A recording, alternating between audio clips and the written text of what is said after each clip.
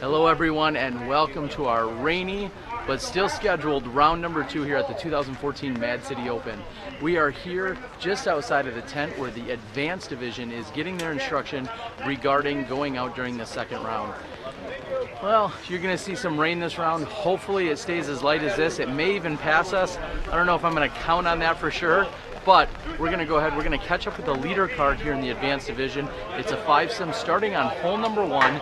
We're going to make our way over there in just a few minutes. They're going to have to blow a 2-minute and a start and all that other stuff before we get going. Again, this is the second round coverage here of the 2014 Mad City Open. I'm Terry Miller, the disc golf guy, and you're going to be watching live disc golf here on SmashBoxxTV. Let's get to it.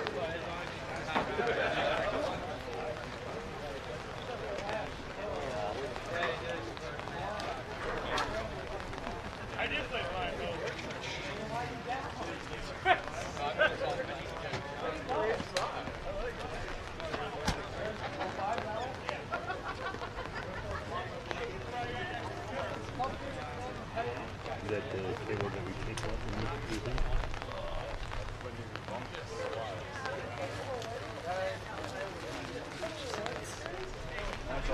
Crew is. Oh, what's up, Terry? How's it going? Oh, look, there's a label that says front. Yeah, was I just looked at it before leave? Yeah, I just. Okay, push down. Oh, this is too. I'm on here. I know. Too fast. 11? I have right there. 11. I'm on.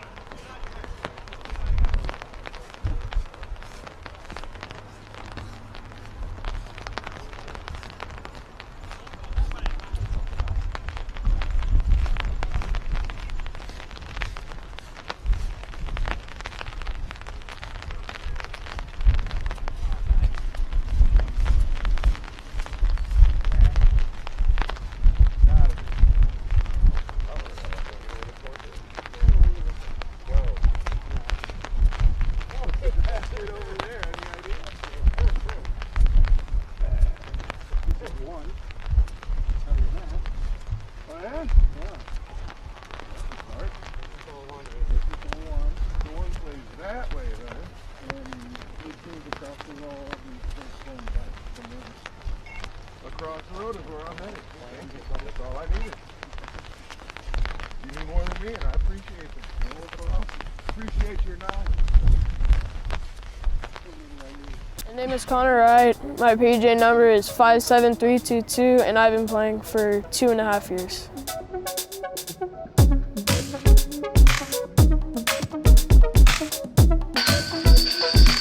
My favorite thing about disc golf is all the people that are associated with it, and also just like the flight of the disc. The flight of the disc, it's kind of like, I don't know, it's like really cool to me. Having like that pullback and just knowing that you generate that much power, I mean, it's pretty cool. It just feels good. I mean, just kind of like, I don't know, it's something about it.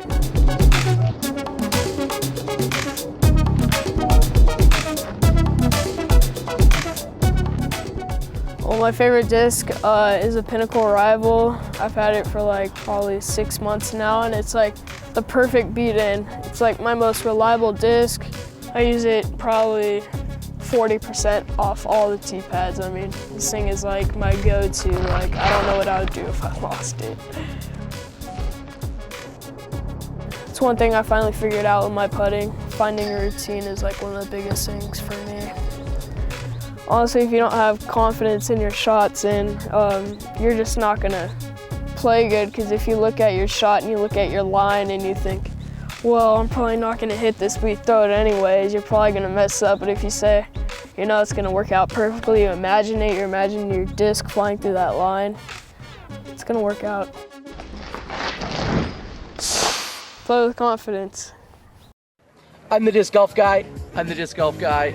I'm the disc golf guy. I'm the disc golf guy. And this is my video blog.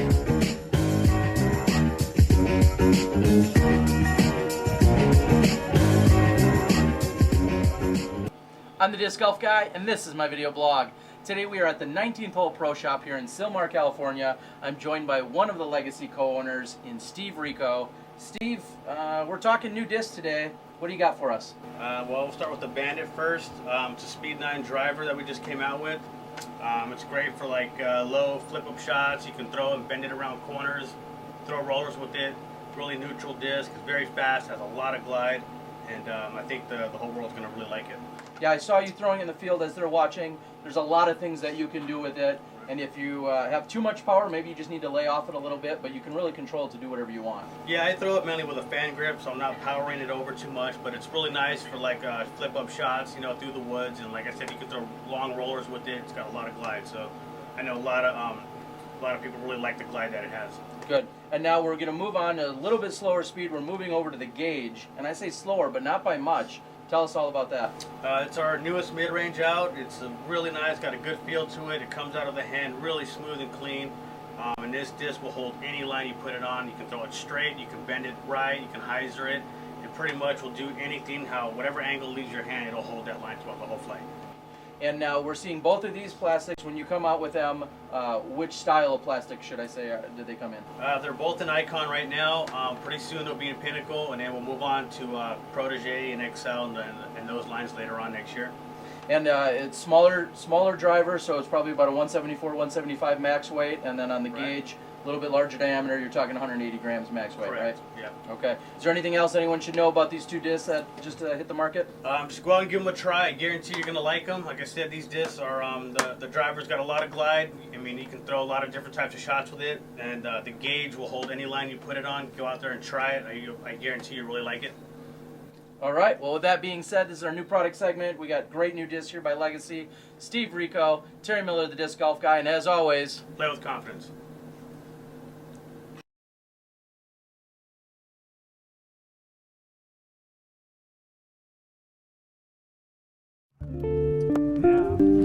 Can't reach it like that. Most unstable one there. I can't reach it like that.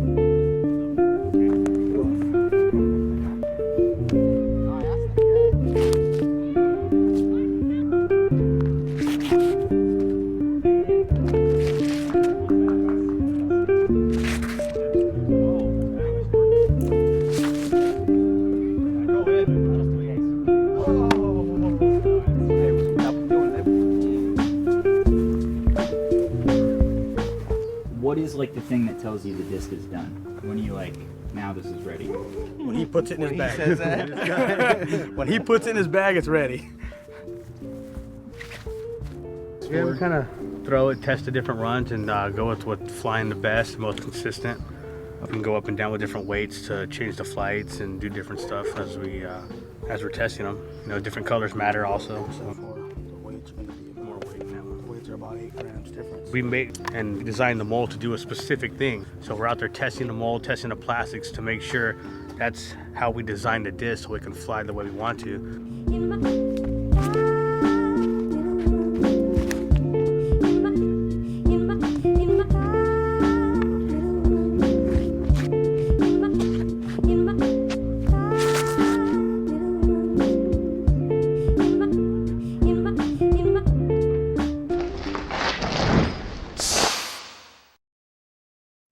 Hi, I'm Don Loper with Loper Financial Group, where the best investment is a great agent. I'm so happy and proud and excited to support SmashBoxxTV and their live disc golf coverage. Play with confidence.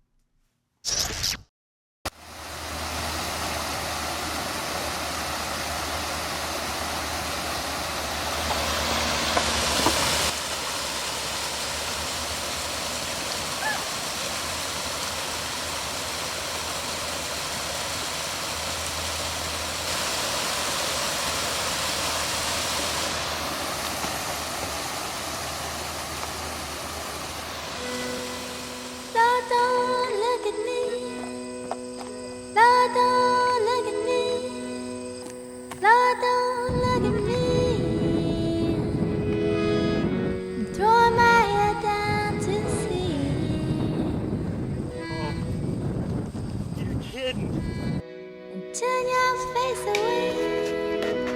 Turn your face away. And we are going to gold, right? Yeah. Oh yeah, that's called the oops. Oh, I done wrong today. I done wrong today. I done wrong today. Someday I'll do something good. Someday I'll do something right. It just won't be tonight. No, it won't be tonight. It won't be tonight. It won't be tonight. Oh, Chris, why did you do that? You made me do that. I'm Keith. Chris made you do it. Lord, don't look at me. Lord, don't look at me. Got it. Lord, don't look at me. I'm throwing my head down to the sea. And turn your face away. Turn your face away. Turn your face away. Oh, I done wrong today. I done wrong today. I done wrong today. Someday I'll do something good.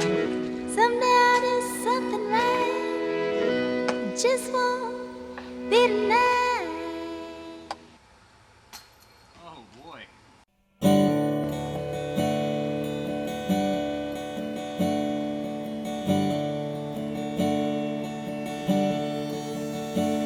I'm sorry to inform you that we've been had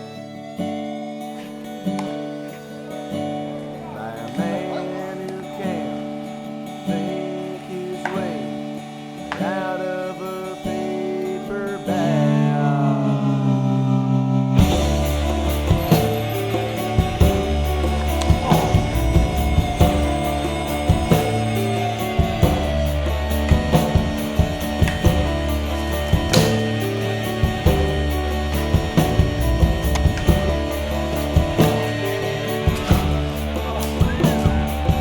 Teach me your love and your suspect morality.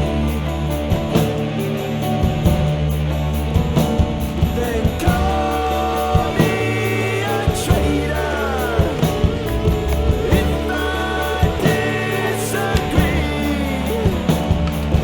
Teach me how to lie with a straight face.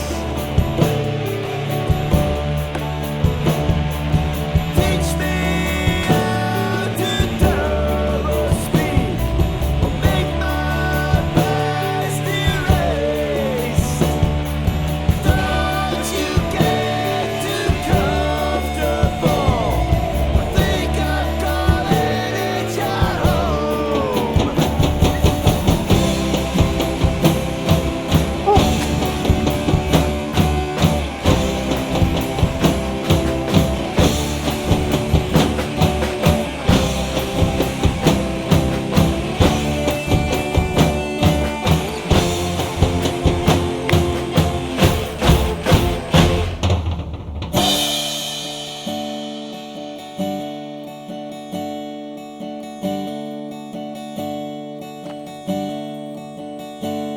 I'm sorry to inform you that we've been had.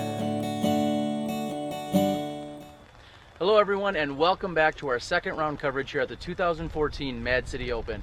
Today we have a very special guest and I am joined by Larry Ast. Larry, not too often do we run into people who have their name on the sign at the course. It's pretty special. Tell us a little bit about it. Well, it all happened about 14 years ago. I met the park director at a trade show and I said, you need some people in the park, and I said, I'll put up some of the money, and I helped raise the money, and then a lot of people from Wisconsin gave also some other money, so that's how it went in. and it's I don't know if it's a secret or not, but you live you live adjacent to the park. So is this kind of your extended backyard?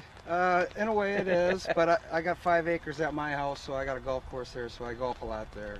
I just work over here. Yeah, there you go.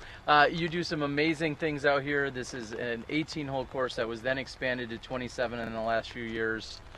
Tell us what it's like having this right in your backyard. Oh, it's awesome. It's nice to have. My favorite thing is to watch people golf, and when you have the big tournaments here, it's just a fun thing to see everybody enjoying themselves. That the people put this in, and just all the smiles it's brought.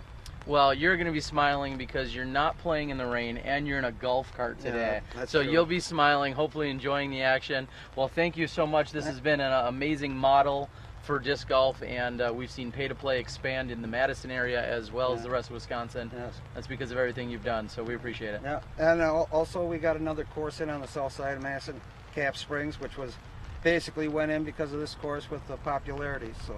All right, well, there you have it. Capitol Springs, and I know Darren Marsh and some other gentlemen over at the Dane County Parks have been phenomenal to work with, and, and we appreciate everything they've done. Yeah, they love disc golf now. There you go. All right, thank you very much. Again, that's Larry Ass. He has his name on the course.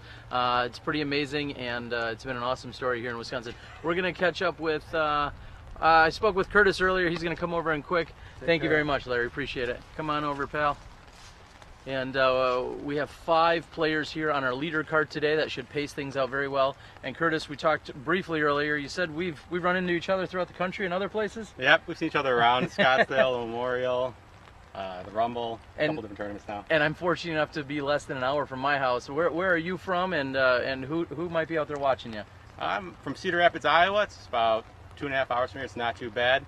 I'm hoping my wife's watching me, Karen, and me and my brother as well. There you go. Excited to play today. So you're going to play 18 holes out here at the Velarda Ass course.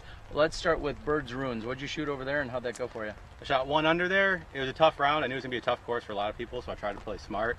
I think I had 4 bogey strokes and 5 birdies, so it was an up and down round, but I have to come out of there under par. All right. Any specific plan of attack? Obviously, we have a little bit of drizzle. Hopefully, it holds off. But any plan of attack out here at Velarda Ass? My plan is just to play smart, not be too aggressive with slippery tee pads and the grass. I'm just going to try to stay in the fairway and make a few putts. All right. Well, it's always good to make a few putts. Well, Curtis, we wish you the best of luck. Thank you. And they just blew the 2-minute warning, so in just a few minutes, we're going to be bringing you live shot-for-shot coverage here at the second round of the 2014 Mad City Open.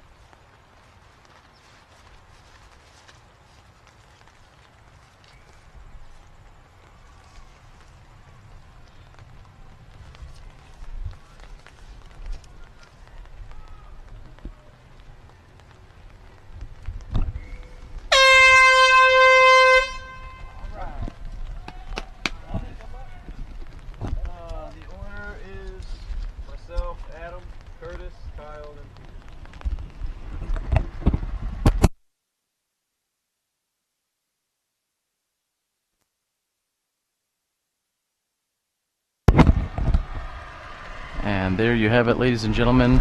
You may have heard the very long, loud siren or blast. We're going to get everything dialed in here for you guys and get out of these gentlemen's way. And we are out here on hole number 1 at the Velarda Ass Disc Golf Course. Round 2. Here's your advanced leader card.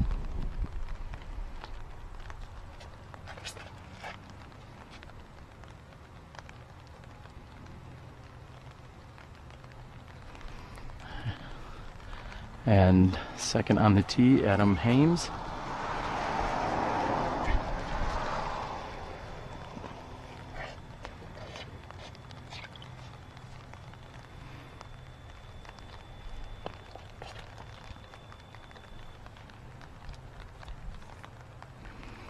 And shortly after these gentlemen tee off, we will make sure to get introductions for everyone.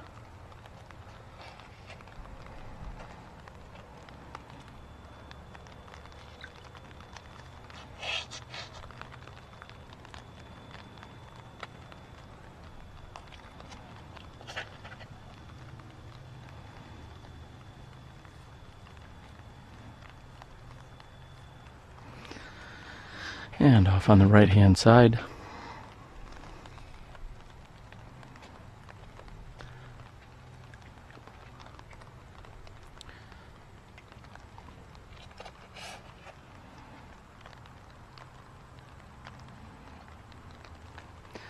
as these players are making sure of their footing with the recent rain that has just started up in the last hour. We have Madison local Pete Leslie on the tee.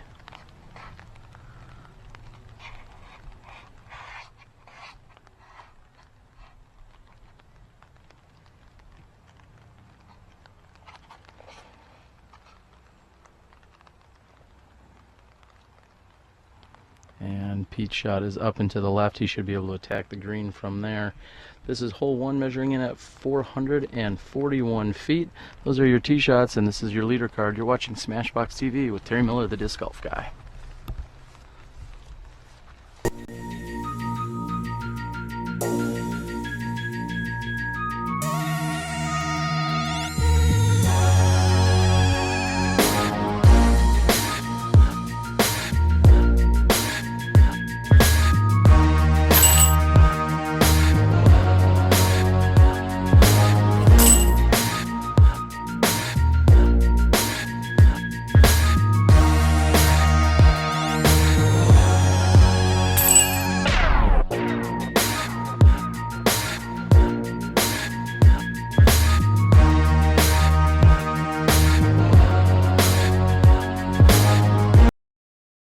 Here to the left hand side of the fairway.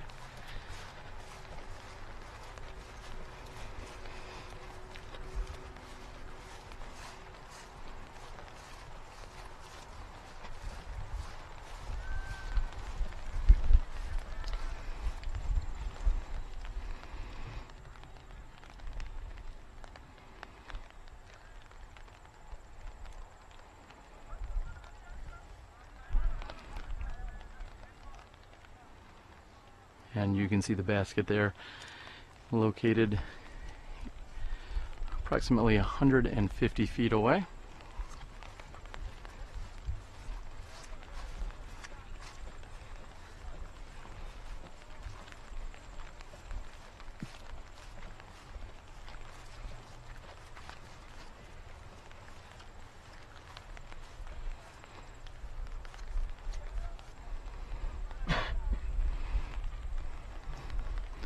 Number of our players went high and wide right out here on this first fairway.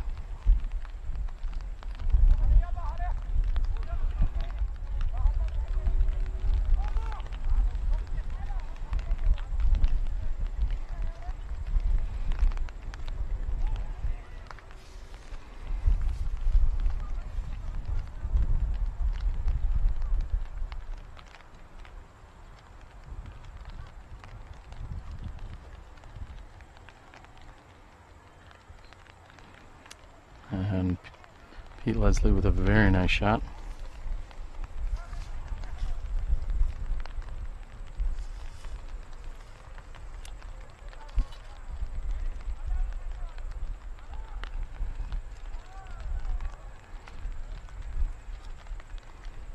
Curtis' approach shot looks like it's a little bit short and left. This is Wisconsin superstar, 16-year-old Adam Hames.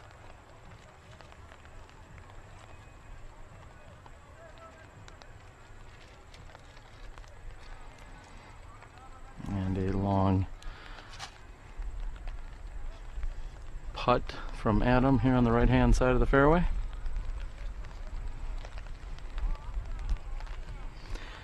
Again, just after the completion of hole 1, we will get formal introductions for all of our competitors here, as some of the players were headed out in a somewhat rush fashion with the wind and rain that had picked up.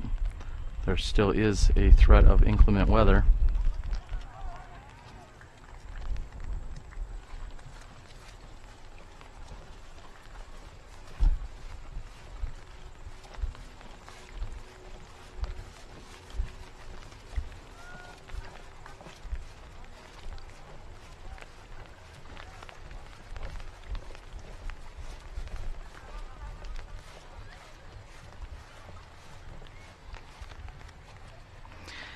And you may have noticed during our first round coverage or any of our other events that sometimes you see a 33-foot circle, so to speak, or a 10-meter circle physically painted on the grass or on the ground, and you'll find that here at the Mad City Open.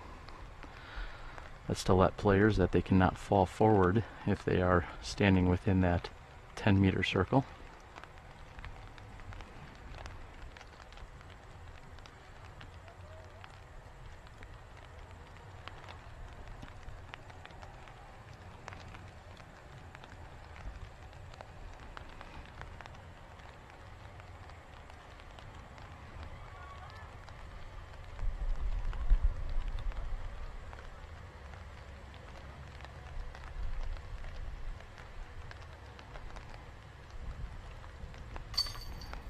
And Pete makes good on his putt for 3.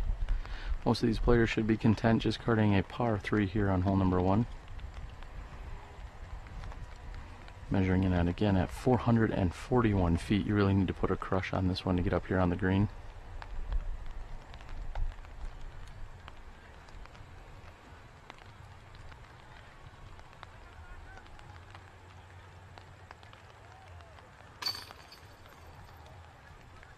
Up and in for the bogey 4.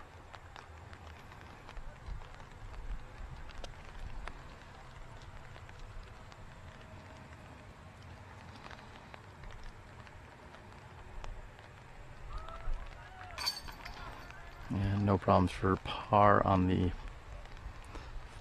3 here for Curtis.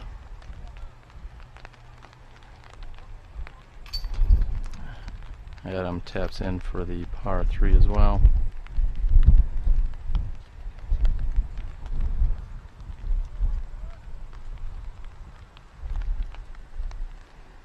And for the first time today, we're feeling a little bit of wind pickup, which was completely void during the first round over at High Stand Park.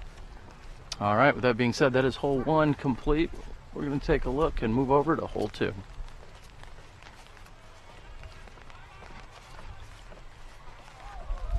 Hi, I'm Matt House. You're watching live disc golf on SmashBoxxTV.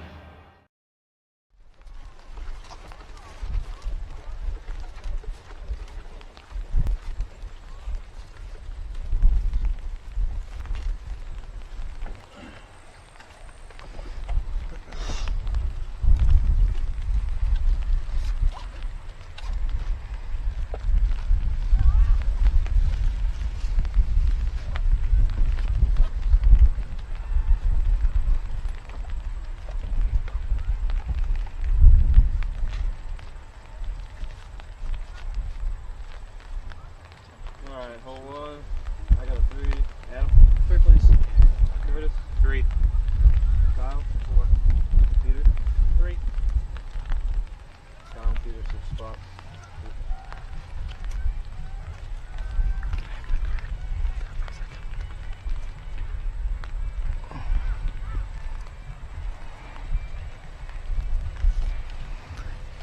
And we are over here at hole number 2, measuring in at 530 feet. Tyler will keep the tee after carding the par 3 on hole number 1.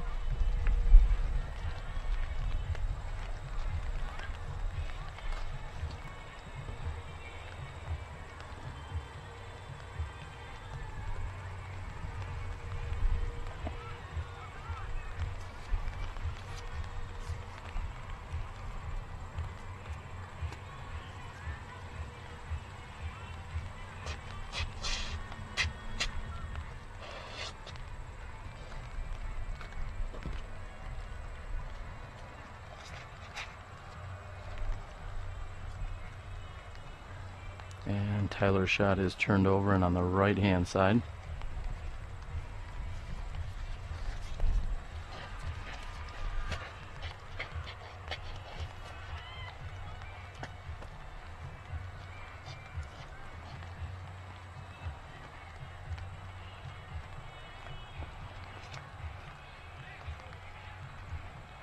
And Adam with some very good movement here. He could have used for that just to hook up a little bit more and finish in the short grass on the left. Very solid distance though.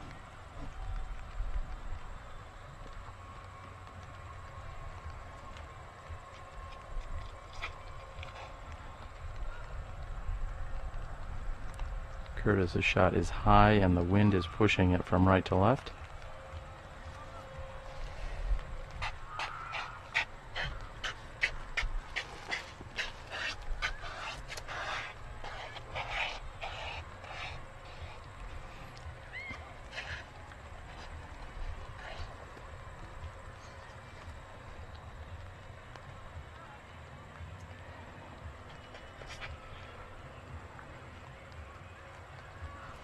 And Peter has a very nice looking shot that just needs to finish.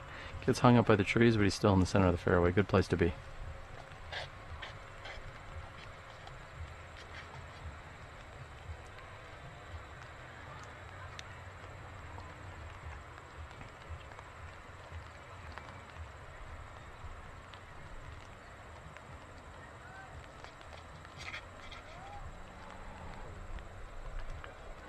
And Kyle also with a very nice shot, just looking to finish in the center of the fairway. He's beat those two trees, which is definitely an indicator of a good throw.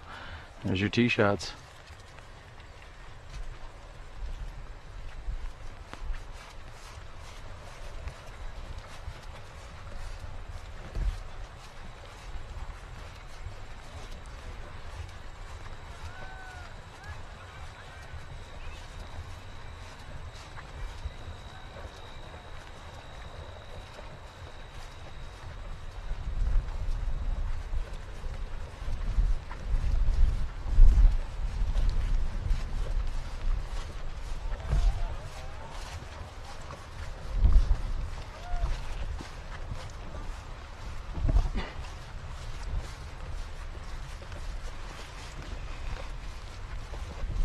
As I said, we are out here at the Vallarta Ast Disc Golf Course, located in Token Creek County Park, which is a Dane County park on the northeast side of Madison, Wisconsin.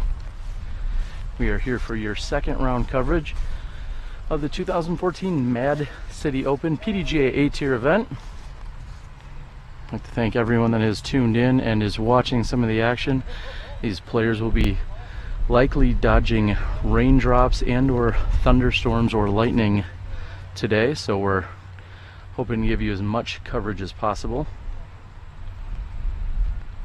If players travel over to the right hand side of this fairway, get past the long grass that you see in front of us, and get all the way to the other side where there is short grass, that is considered out of bounds. I believe Tyler did not make it that far. It's hard to determine from here, but I'm pretty certain he did not make it all the way over there.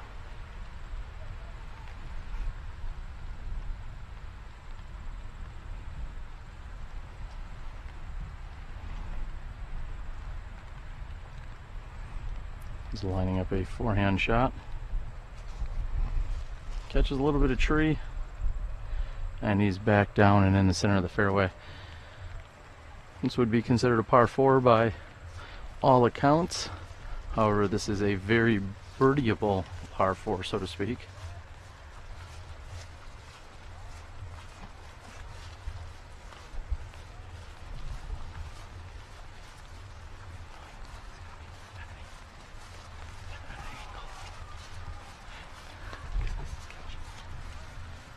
And we have Curtis here on the left-hand side.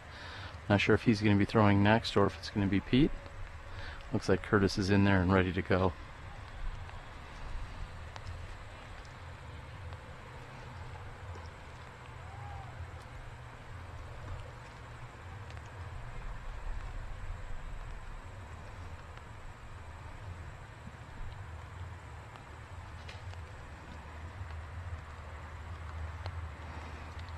And unfortunately gets caught up on a tree on the right hand side.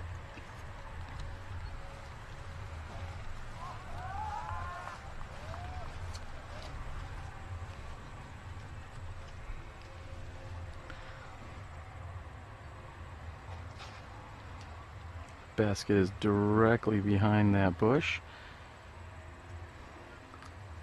Good shot by Pete.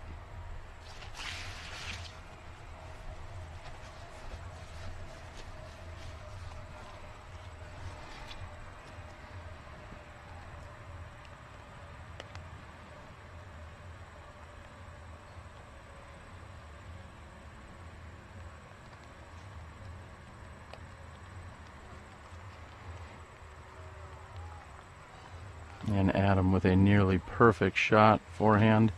Looked like a champion gator of sorts.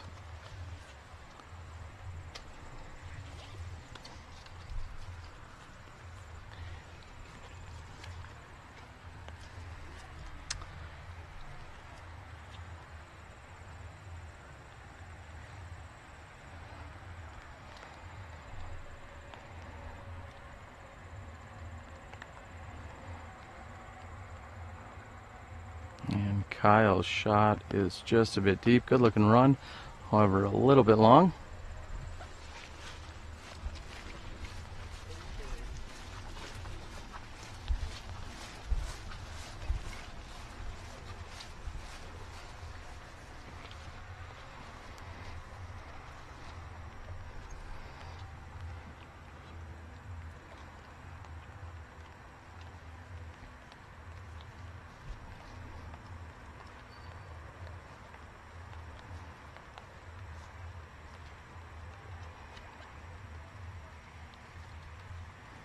And a very solid run there by Kyle, Tyler, I apologize.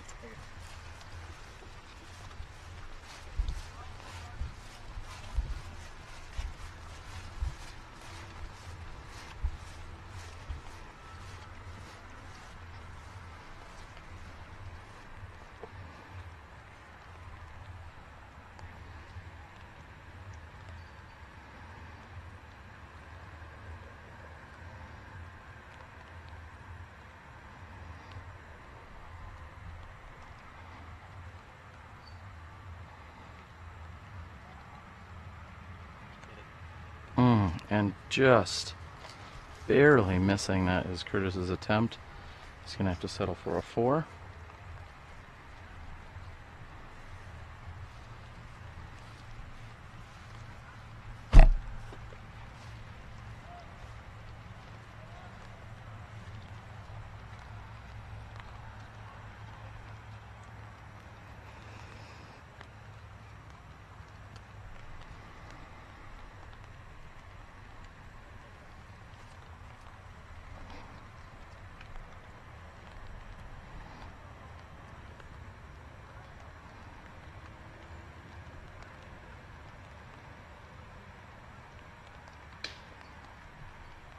And in just a few moments here, it looks like as these players wrap up, we are going to stand down. We're going to meet them over on hole 3 in just a moment.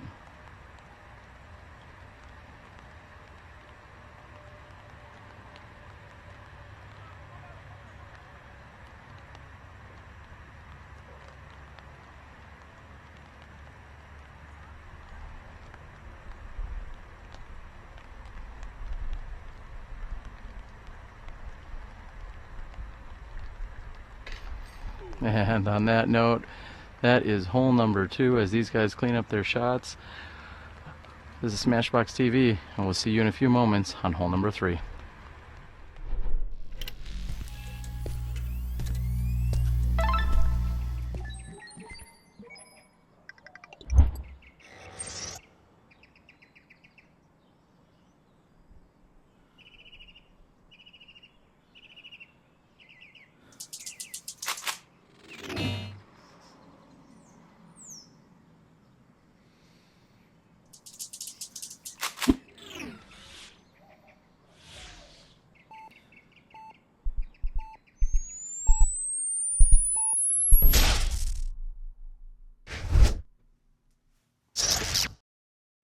Hi, I'm Don Loper with Loper Financial Group, where the best investment is a great agent. I'm so happy and proud and excited to support SmashBoxx TV and their live disc golf coverage. Play with confidence.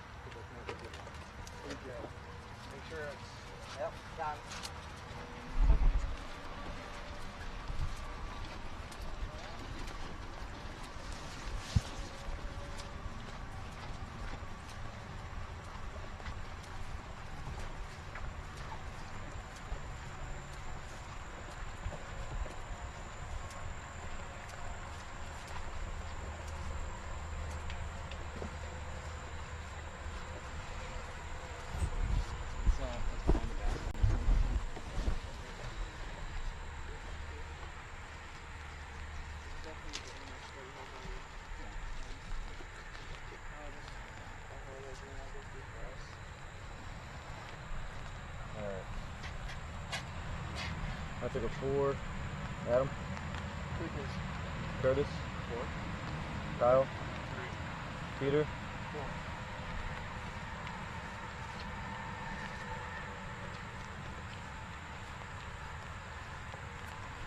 4. And there you have it, ladies and gentlemen, our scores for hole number 2. Looks as if Adam is on the tee. Hole previews brought to you today by Paragon Disc Golf out here at the Token Creek course. We have Adam on the tee.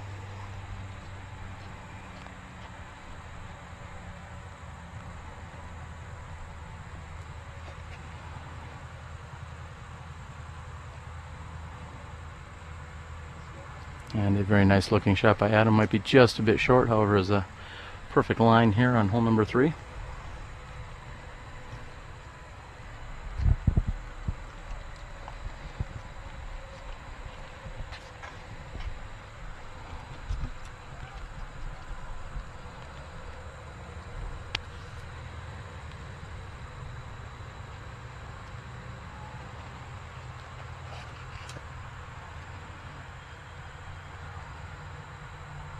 And Kyle going up and over, trying to take everything out of play.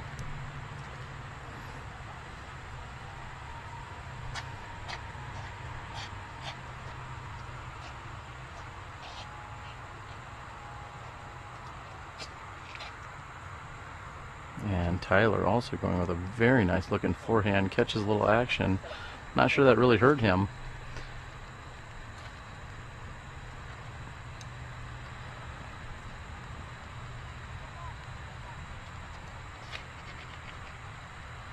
And Curtis is looking for a nice slow fade, and I think he's getting it.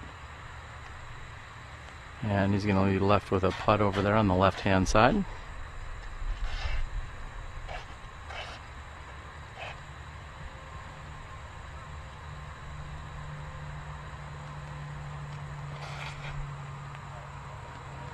And Peter Leslie goes with a forehand and hangs it just a bit too far to the left. Hole number 3, 320 feet. You're watching our live presentation of the 2014 Mad City Open leader card action here at this PDGA A-Tier. We are so glad you could log in and join us today. Please go out and share it with your friends. Any kind of linking or sharing or reposting that you could do, maybe send a tweet, bust out an Instagram, whatever it is that you need to do on all of those wonderful social media outlets, we'd appreciate it. Most importantly, go out and like our Facebook page at SmashBoxxTV. Go and like that to keep up to date. You can do it there, and you can also subscribe to us on YouTube so that you are notified anytime we have upcoming events or announcements, as well as live broadcasts that are in the works. In 2 weeks, we will see you guys again at the San Diego Open. Very excited to bring you coverage from California. An awesome A-Tier out on the West Coast taking place first weekend in September.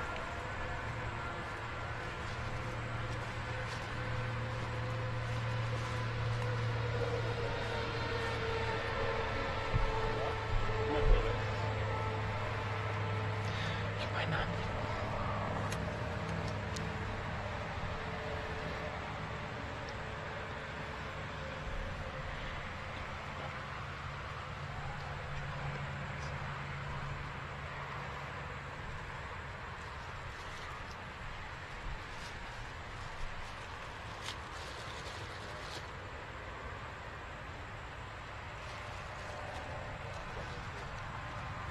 And Pete's putt from one knee at 60 feet is just a bit wide right.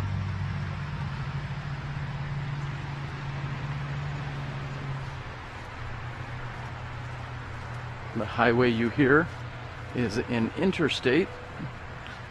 It crosses throughout Wisconsin. 90-94, I believe. Just off in the background here, so very much easy on and off access if you want to come out and play this beautiful Vallarta disc golf course.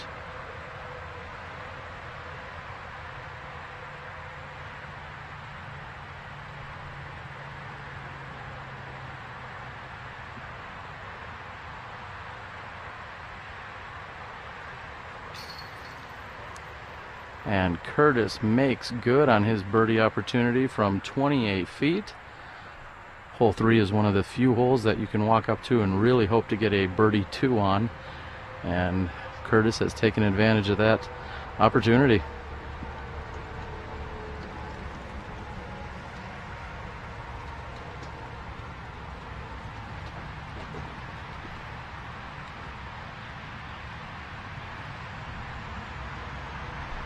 Kyle is just inside the circle's edge as well. He's maybe got 25 feet for his birdie 2.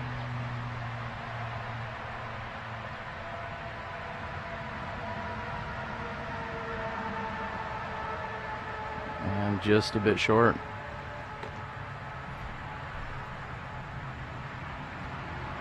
Also putting for birdie 2 is Adam. He's left with 25 feet.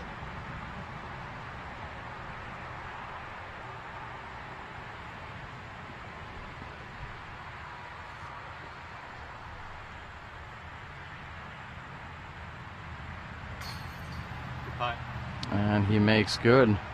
Forehand drive, solid putt, and Adam has carded the birdie 2.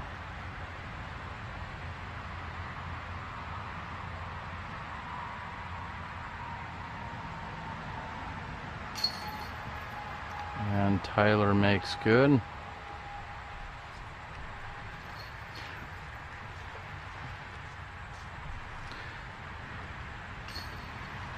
And there you have it, as Peter Leslie will tap in for his par 3.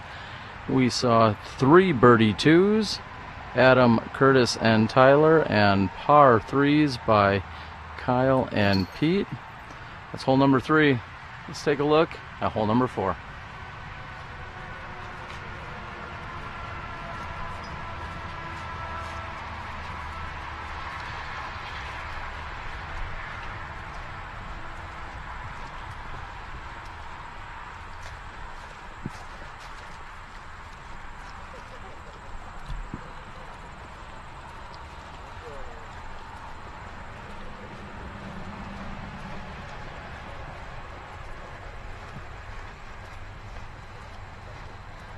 Good friend of the show and disc golf guy, vlog supporter. Saw those 2 gentlemen, Dan Harbeck, huge supporter of our live video coverage and video blogs.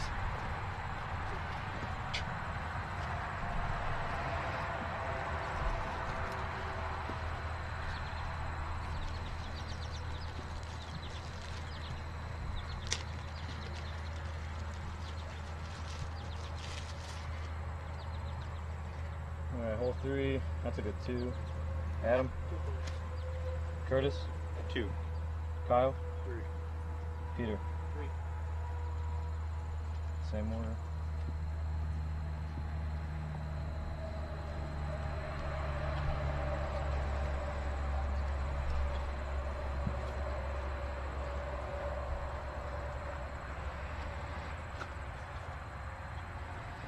And Adam trusting that forehand again, going out to the left-hand side.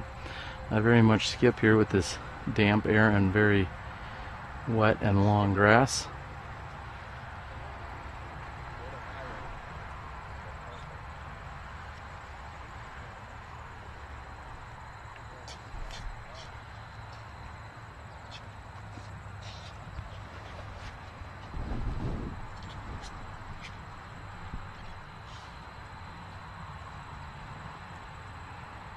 And also on the left-hand side, Tyler's tee shot.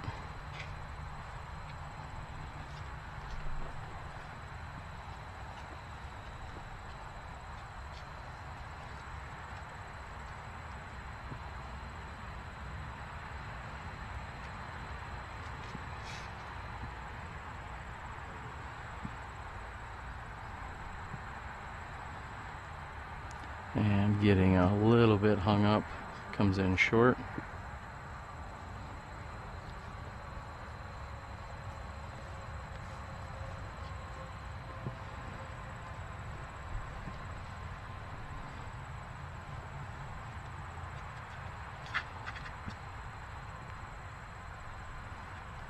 And unlike the others, Curtis goes right up the gut. And throws a nearly perfect shot straight up the gut.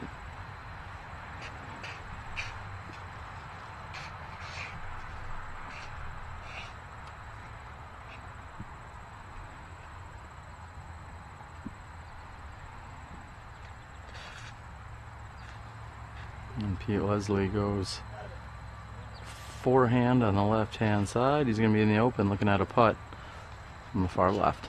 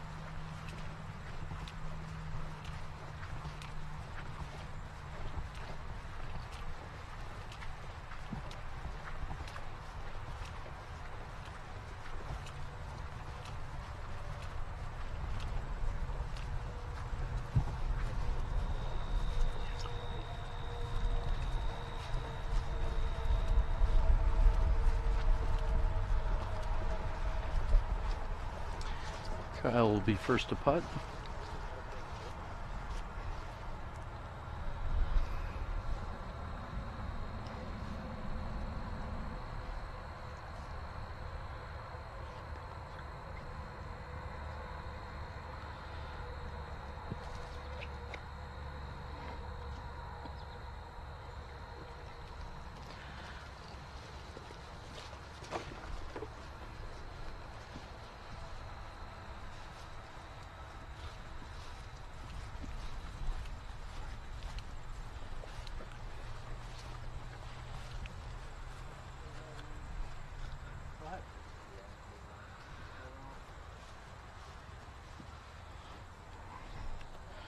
And just outside the circle's edge will be Adam's putt for birdie 2.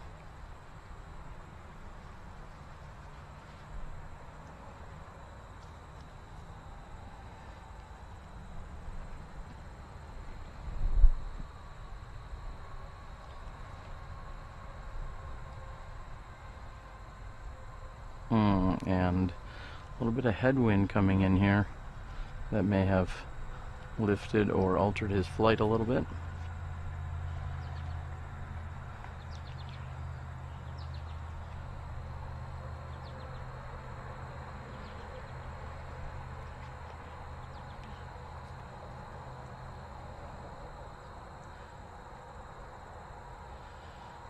And Pete Leslie's putt is low.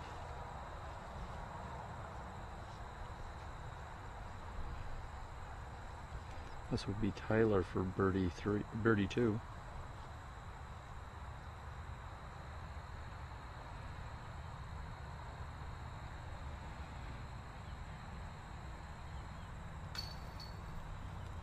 Also on the left-hand side.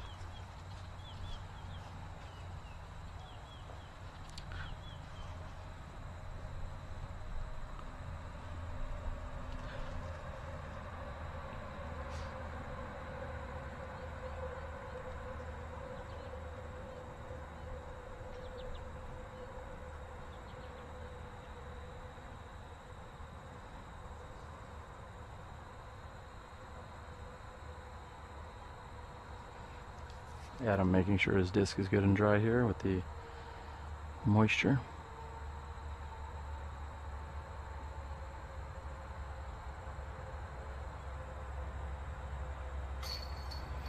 And no problem whatsoever.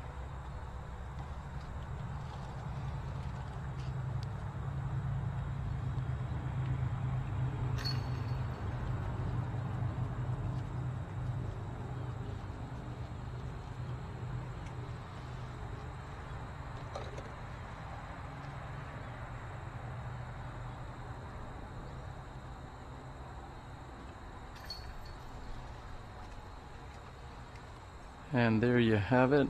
Pete Leslie will also tap out. We've got a brief walk over to hole 5. We're also working on getting some live scoring up and running for you here in just a few moments. Again, I'm Terry Miller, the Disc Golf Guy. You're watching live coverage here at the 2014 Mad City Open.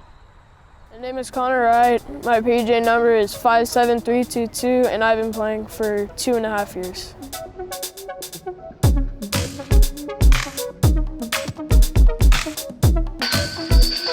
My favorite thing about disc golf is all the people that are associated with it, and also just like the flight of the disc. The flight of the disc, it's kind of like, I don't know, it's like really cool to me. Having like that pullback and just knowing that you generate that much power, I mean, it's pretty cool. It just feels good. I mean, just kind of like, I don't know, it's something about it.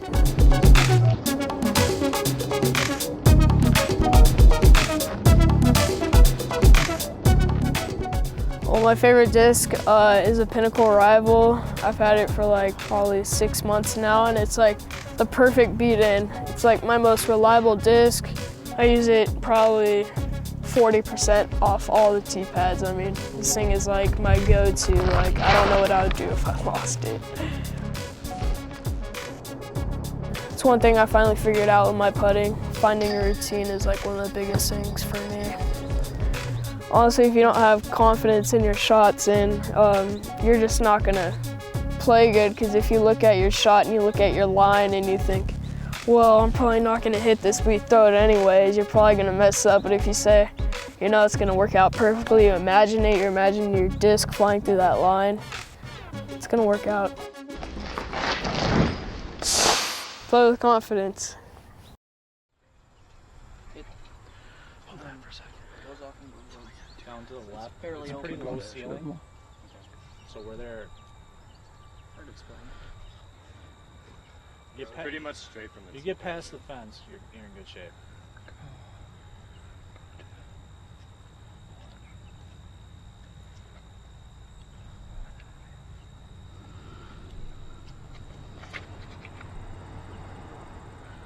And Curtis with a very nice turnover shot. Good shot. Anheuser the whole way. He should be all right with that.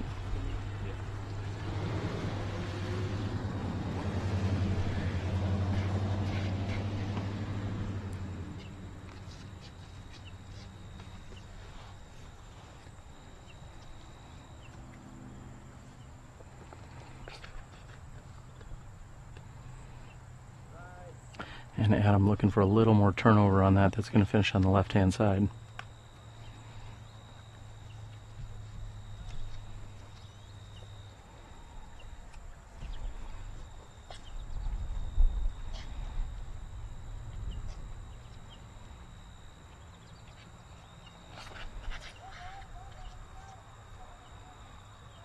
And Tyler fighting through, and not quite as much D as he'd like, but he's very happy to get past this first set of bushes on the left-hand side.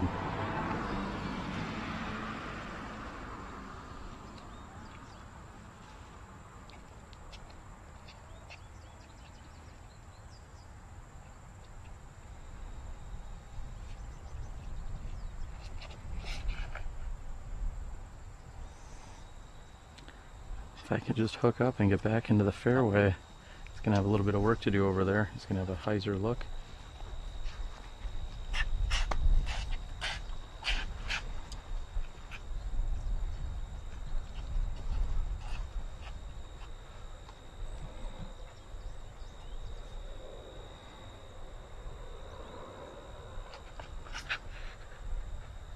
That's what I wanted. And Pete's just looking for that to hook up a little. However, that is going to still be a great shot right into the fairway. So there you have it, hole number 5, 610 feet. The longest hole out here on the course, and also one of the most beautiful.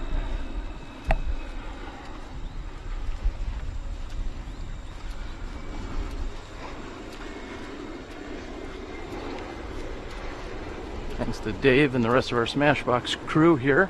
We should have live scoring via the PDGA in just a few minutes, up and running for you guys. I'm trying to bring you everything I can, not just the video feed as well as the live scores to go along with it.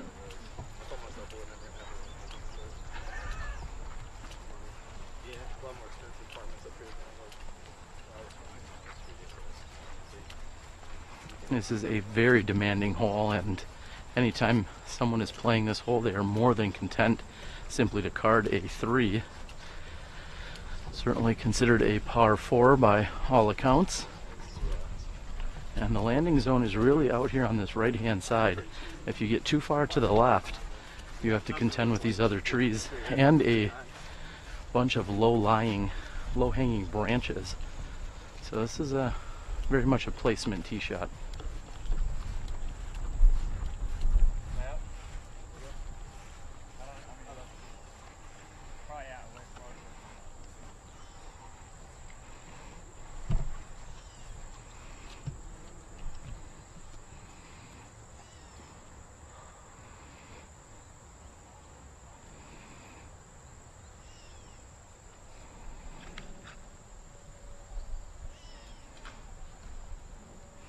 And as I was just saying about the low hanging branches, those are exactly the ones you need to beat whenever you're throwing an approach drive or shot here on this hole.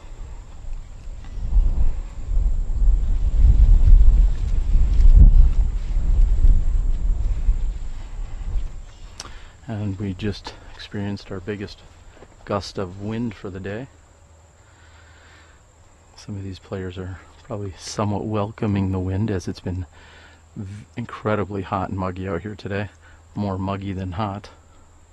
I believe it's sitting around 95 to 98% humidity, so it is very sticky for these players.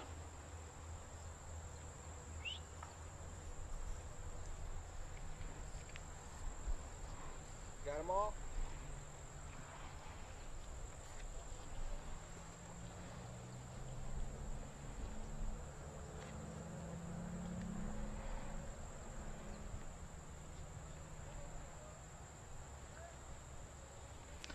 And Tyler's going to be throwing next. He is short of 300 feet to the pin, however, he's going to have to keep it low and play a skip shot. That's going to fade to the left on the pin.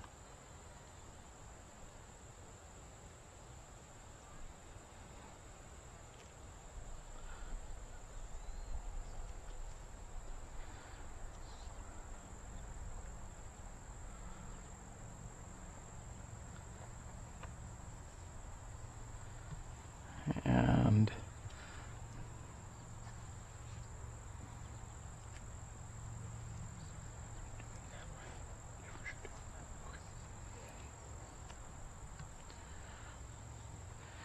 as I said, Adam is also like myself, a Wisconsin native. He's from northern Wisconsin, good 3 hours north of where we're at right now, up near the Sandy Point Resort and Disc Golf Ranch area, in fact. Sandy Point being our amazing leaderboard sponsors throughout all of our various SmashBoxxTV broadcasts. So certainly check them out at sandypt.com. They will also be hosting the Northwoods Open, which is taking place next weekend. And Adam has a forehand approach shot out to the fairway.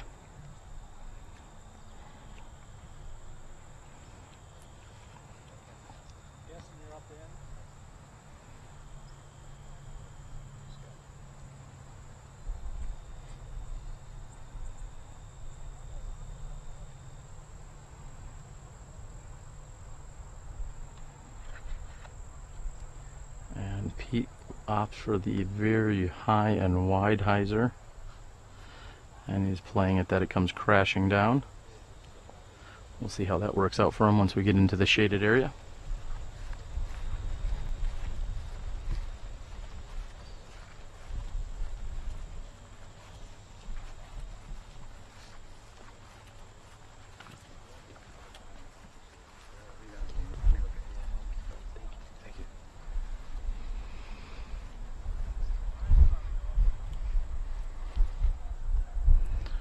Again, Kyle is on the left-hand side, and there is a lot of action between him and the basket. Looks like he's going to be trying a forehand roller.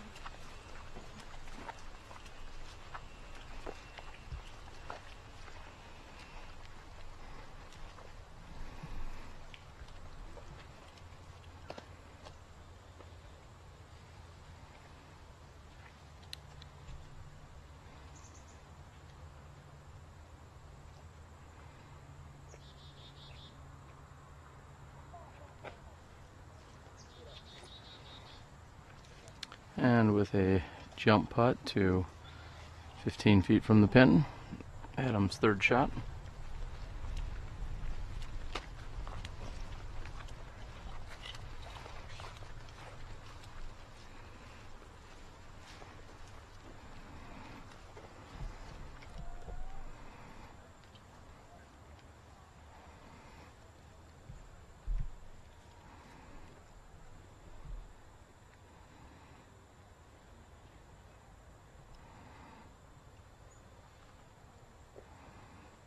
And Curtis's attempt is just a bit short.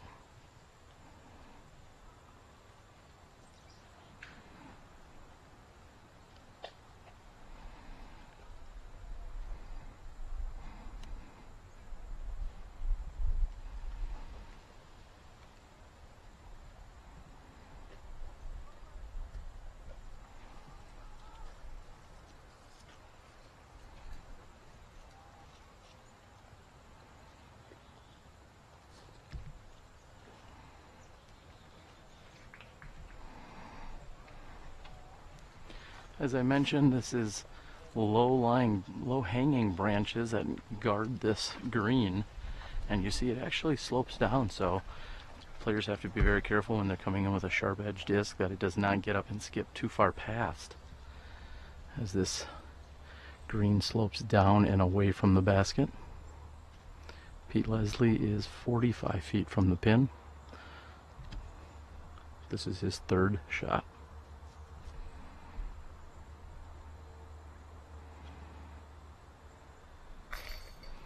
And Pete makes good. Very nice three. Pete probably plays this hole more than any of these other card mates, being a local.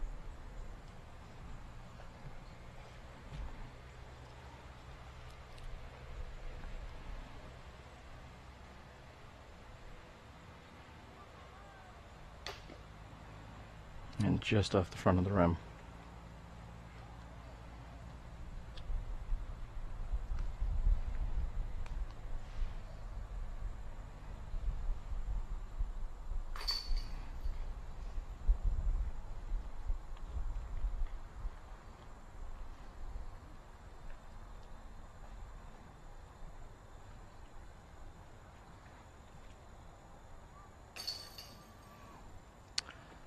Adam makes good on his short putt, as I expect Kyle to do the same, as well as Tyler. This is absolutely gorgeous hole number 5 here at Token Creek, a hole you will not forget. And we're going to have a brief walk over to hole number 6, again another very memorable hole here at the Token Creek Disc Golf Course. I'm Terry Miller, the Disc Golf Guy, and you're watching second round coverage of the 2014 Mad City Open.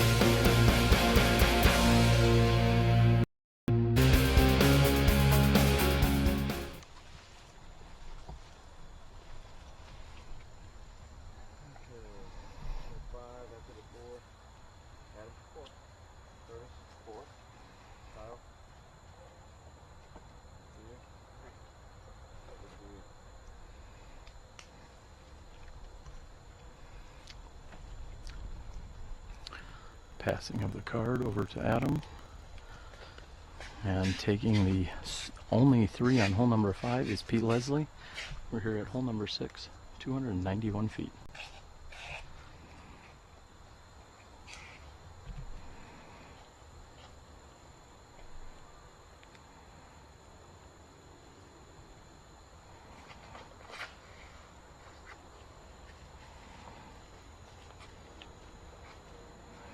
And getting in just side the circle on the right hand side, pin high, Pete's drive.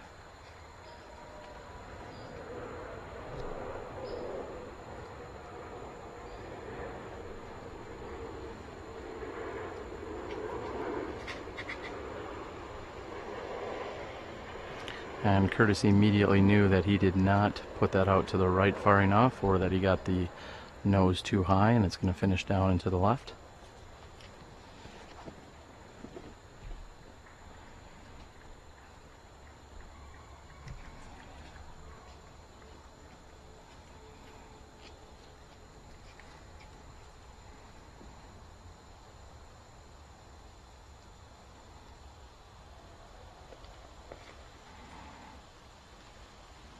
Adam's shot is coming out and much higher, and it comes up short of that pin.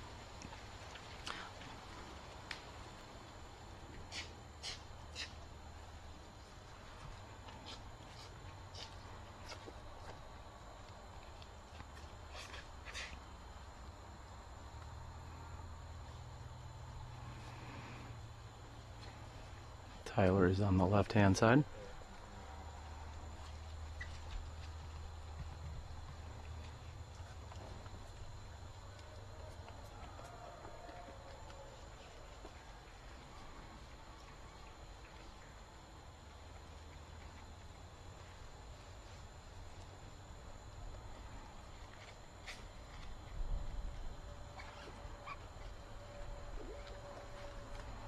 And getting closer than anyone else is Kyle's tee shot. He's on the right hand side, just inside the circle.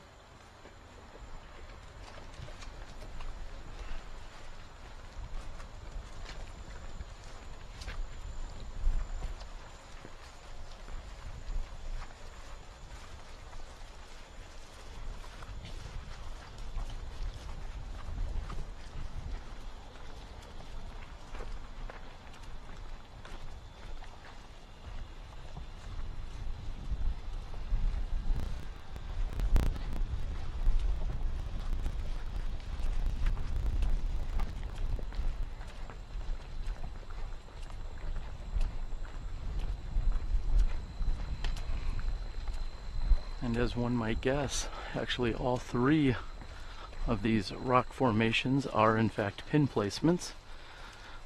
Tournament layout has the basket in the far left and longest position. However, there is in fact a position inside this right rock wall as well as the middle one.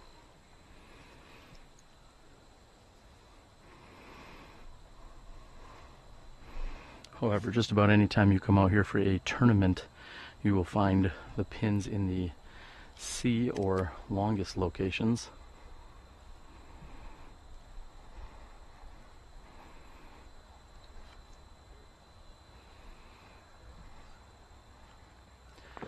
Competitors searching around here on the left-hand side of the fairway.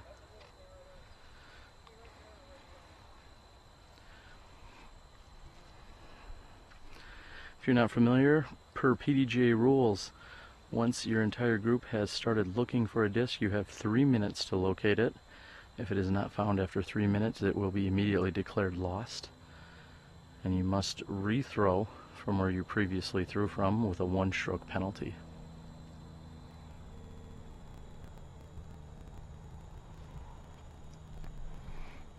This is Curtis uphill from 40 feet for birdie 2.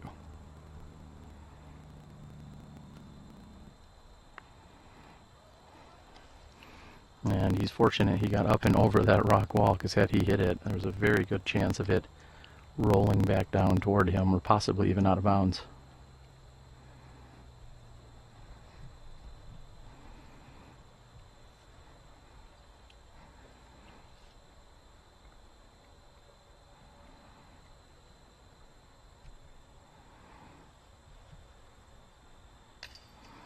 And Tyler just tickles the chains on the right hand side, not enough to bring it in.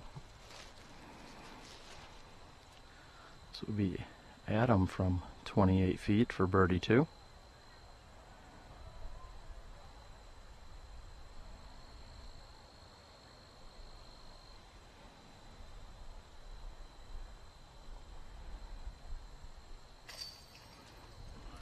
And he makes good.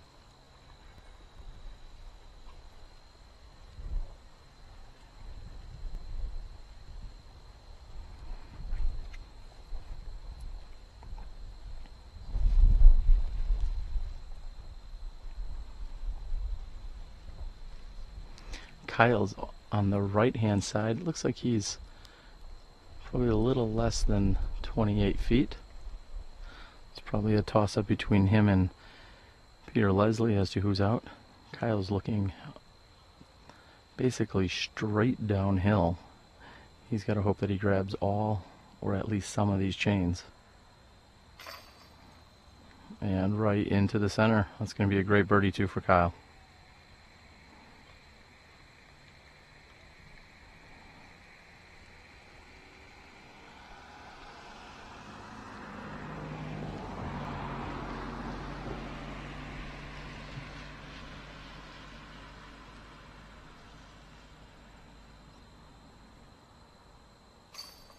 And just getting over the edge of the basket side is Peter Leslie's birdie attempt. He makes good. So we see 2 birdies and likely 3 pars here on the beautiful hole number 6.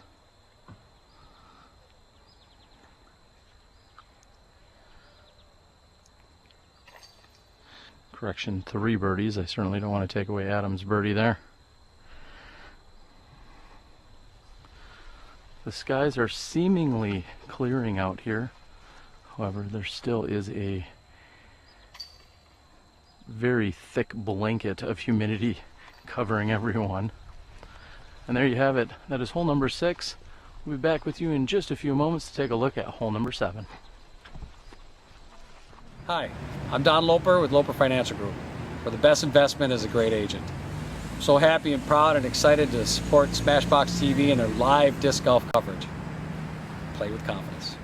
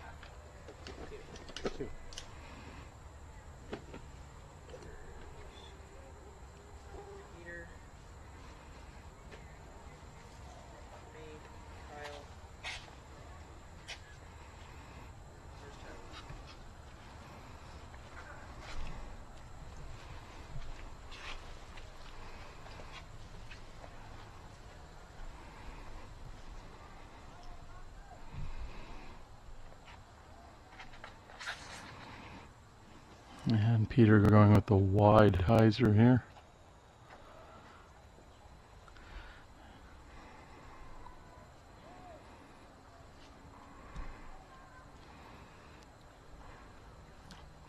Adam clarifying as to who's up next.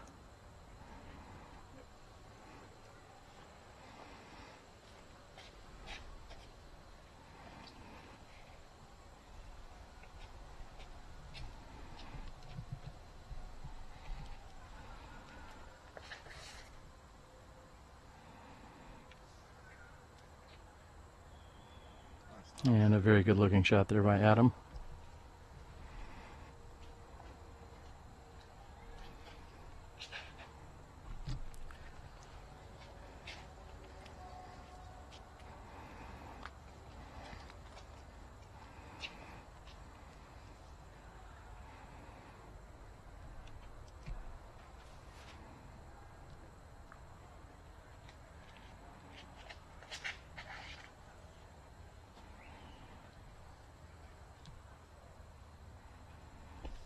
Also looks to be a very nice shot by Kyle.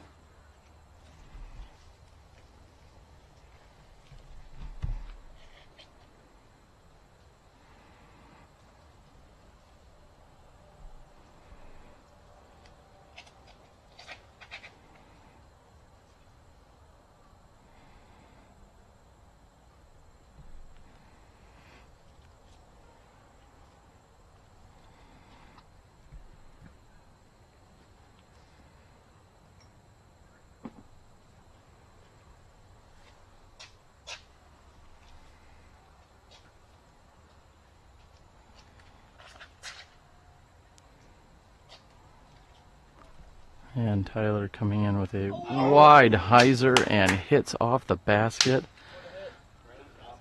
right off the top of the cage. Hopefully it looks like it sat down, and he should be looking at an easy birdie too from there. Our second medal hit of the day out here at the Mad City Open, after watching Steve Held hit side of the basket on hole number 3 out at High Stand today. Some excitement, and with that being said, this may be our first ray of sunshine that we've seen throughout the day, poking its head out. Not sure that's going to be a good thing for our players. This humidity on top of some sunshine and the moist ground and air. However, that is good news in that it looks as if the rain and thunderstorms may have passed us for the day and hopefully the weekend. Of course, we will be here live tomorrow, back out here at Token Creek Park. All 27 holes that our Pro Open field will be playing. 18 holes plus the new 9.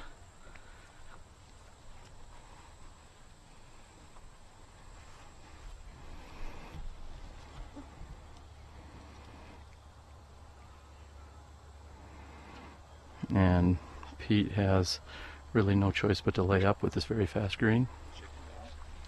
Or as he put it, he chickened out. I was going to put it a little more politely.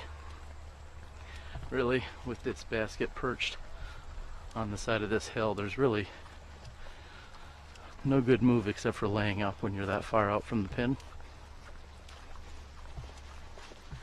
Looks like Curtis' shot may have carried longer than he was hoping for. Once in position, we'll be able to give you a good perspective of how this basket is perched on this hillside.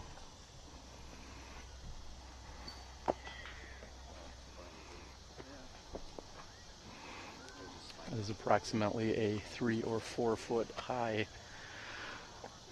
stone wall, so to speak. And then it also slopes down into the left from the angle that we're at the moment.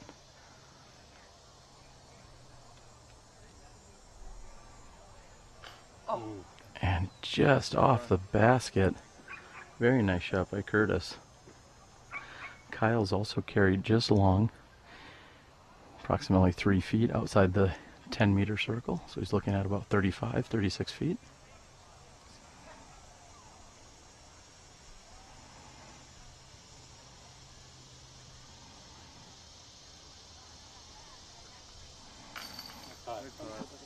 And with a nice straddled jump putt, Kyle makes good.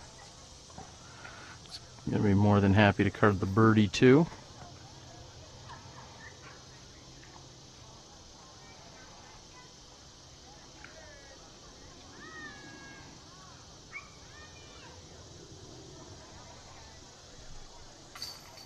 And Adam has no problem converting from less than 15 feet.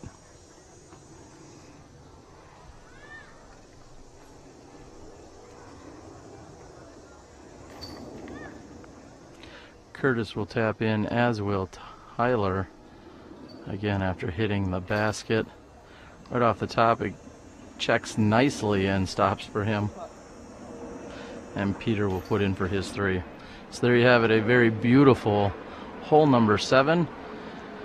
And we're not done. We're going to move over to the ever so beautiful hole number 8 here at the Token Creek Velarda Disc Golf Course.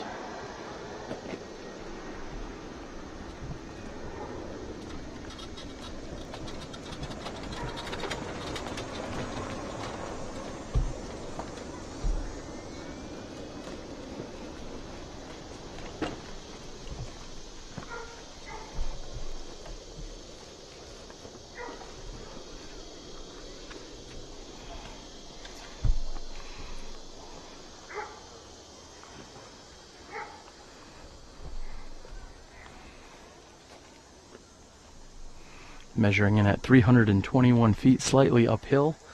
Many would make an argument saying this is the signature hole. However, If you've ever played this Token Creek Villarda S course, you would say that it is very difficult to name any single hole a signature hole.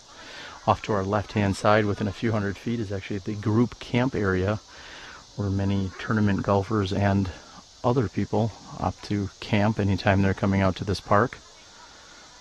And again, this hole is just absolutely gorgeous.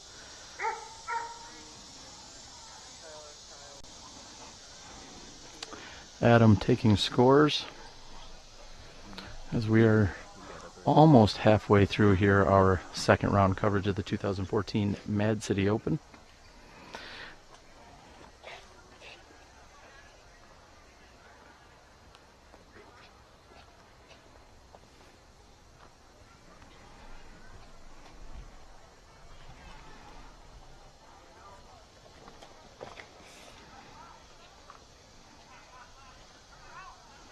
And getting a very favorable kick, pushing him into the center of the fairway. It's Adam's tee shot. He's going to be happy with that. You see players take the right-hand route and fight through the hyzer line, and you also see players go with a turnover to the left-hand side of the center tree.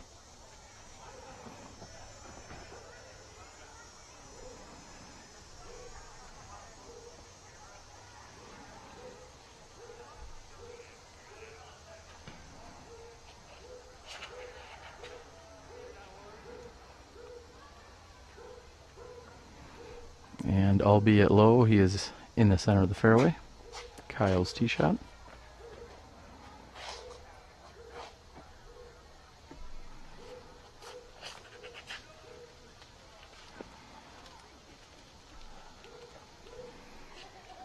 Tyler's shot is off and to the right.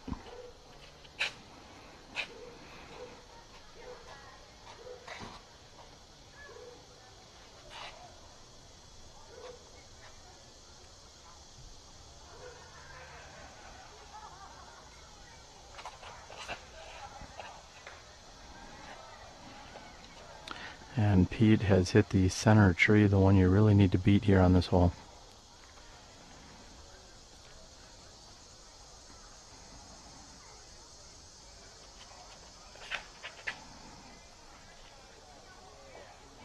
And if that could just finish up hard, that looks like a very nice shot there by Curtis. Looking at the beautiful hole number 8. This is Token Creek in Dane County, Wisconsin.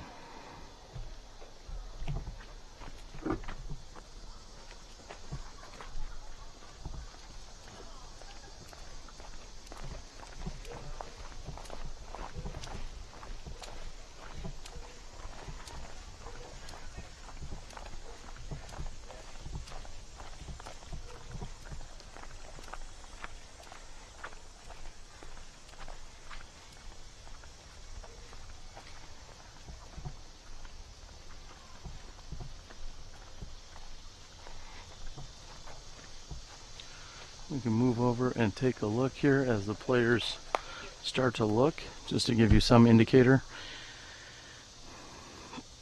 Looks as if Pete is approximately 50 to 60 feet in front of this short tee.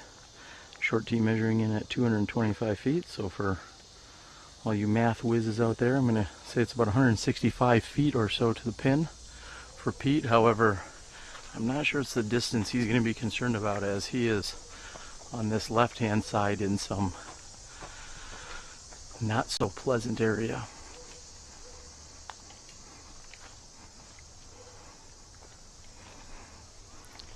Pete has in fact even detached his bag from his regular cart here so that he can give himself plenty of options when he goes into the woods. Looks like a pretty solid pro move if you ask me. It's always great to take as many options as possible to your lie so you don't have to walk back and forth.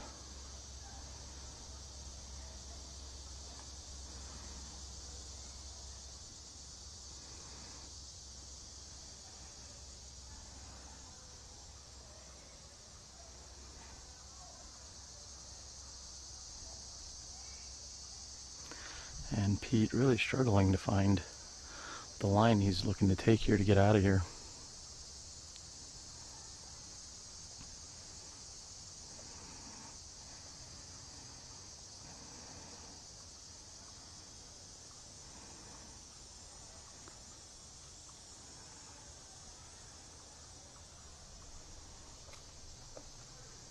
And a very nice shot by Pete.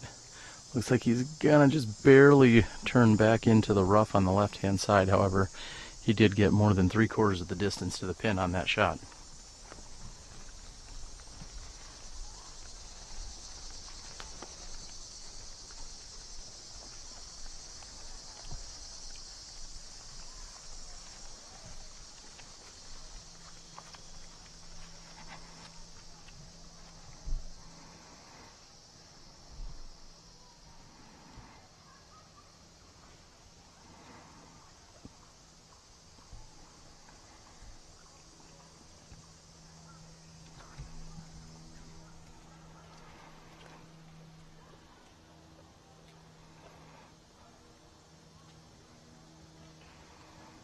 This is Tyler's shot, which he seemed to have turned over to the right and never came back.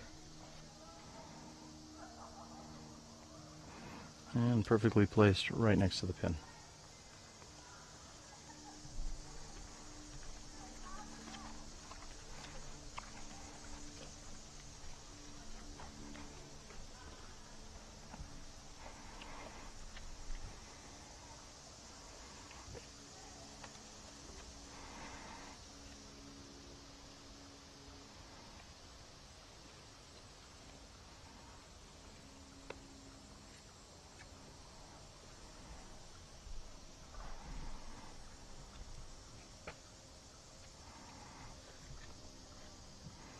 And Adam's birdie attempt is a little bit short and left.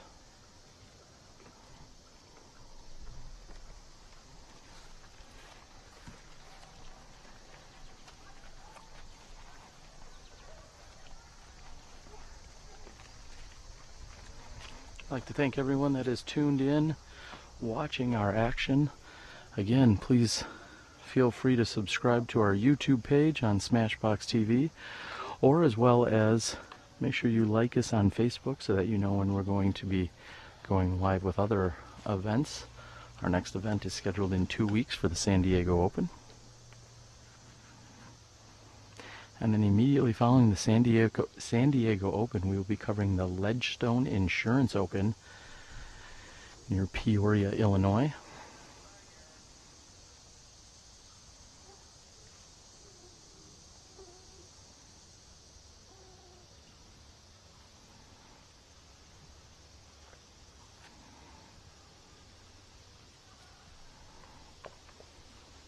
If you need to send me a message on Facebook, you are more than welcome to do so. We hope that everything has been going well and smoothly for you, as these players are nearly halfway through the Larda Ass Disc Golf Course.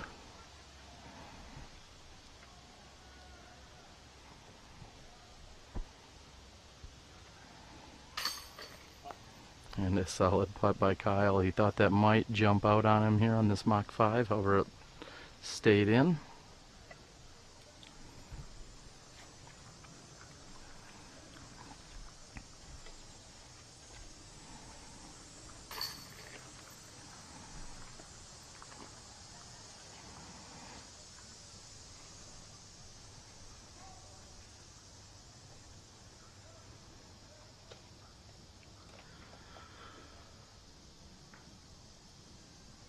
Adam making sure his putter's good and dry. And that also did a little dance as Tyler taps in and will Pete. We have a very brief walk over to hole number 9. You're enjoying live disc golf action here on SmashBoxxTV.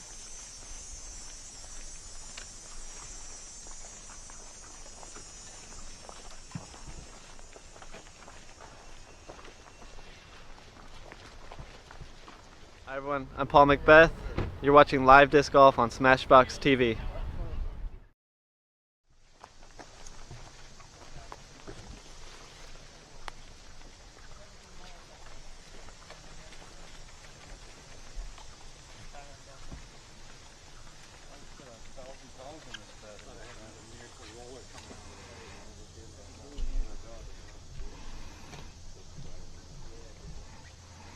Hole 8, Tyler. 903. Curtis.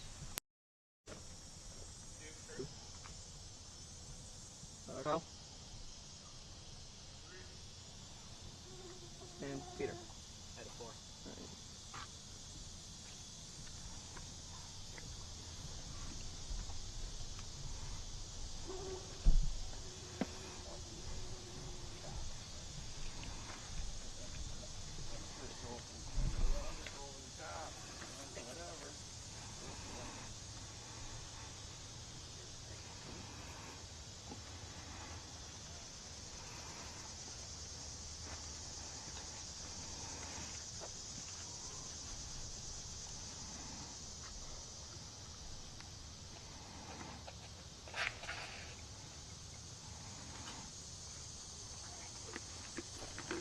And after the birdie 2, Curtis puts his drive here on hole 9 out into the center of the fairway.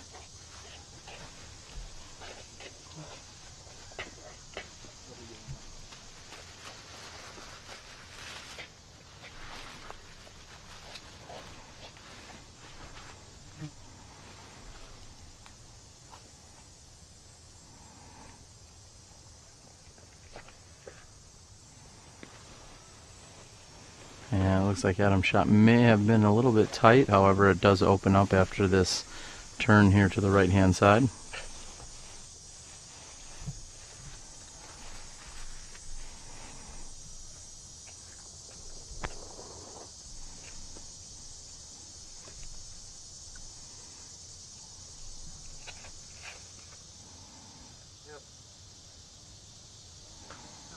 Oh, and just as it was looking so good, Kyle's shot hits a tree.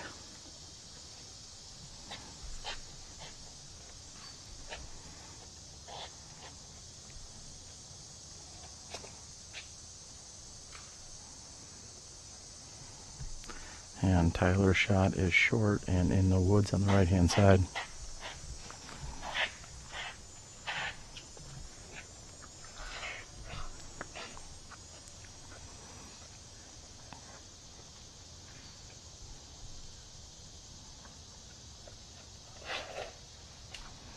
And with a little bit of a slip, Pete still gets a solid forehand off. However, he did slip on the tee. Looks somewhat painful. He may have pulled something. Hopefully he will, hopefully he'll be alright. This tee in particular can be very slippery as there's lots of tree cover on or near this tee, and you'll find both the short and long tee here can get exceptionally slick.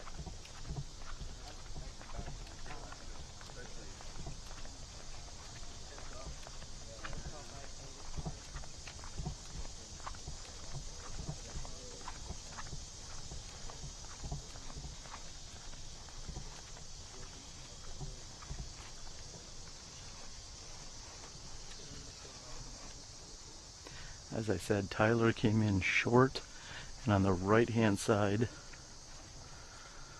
I believe he's located his lie.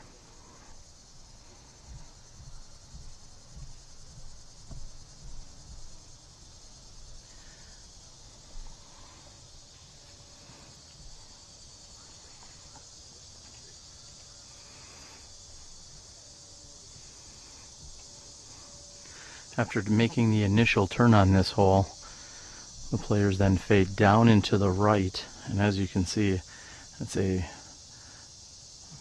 very unique angle, as a forehand shot usually comes in too hard to the right and will land to the right of that tree in front of us. So a backhand shot that turns over and then eventually slightly flexes out is really seemingly the best shot here to attack this green.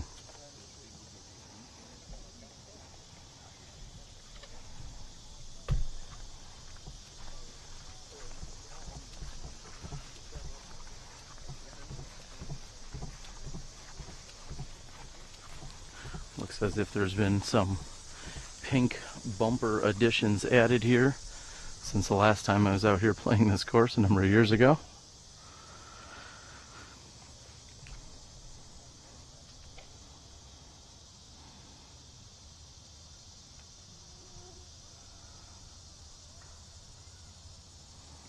Big pink stoppers here.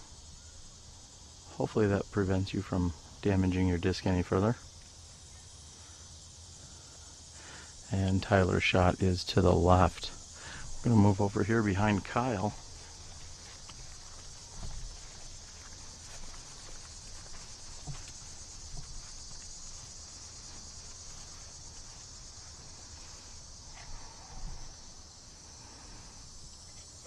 Kyle's got a jumper and is short.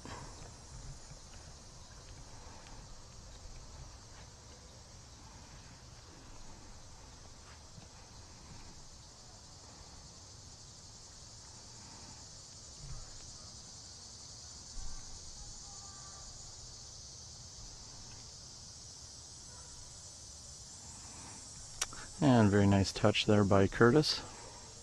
He's going to settle for a par 3. We are nearly 3/4 of the way down the fairway on the next hole, hole 10. So we will move over after these gentlemen putt out here on 9, and we will jump over to the fairway on hole 10. Bring you a slightly different perspective, get the disc coming in toward the basket.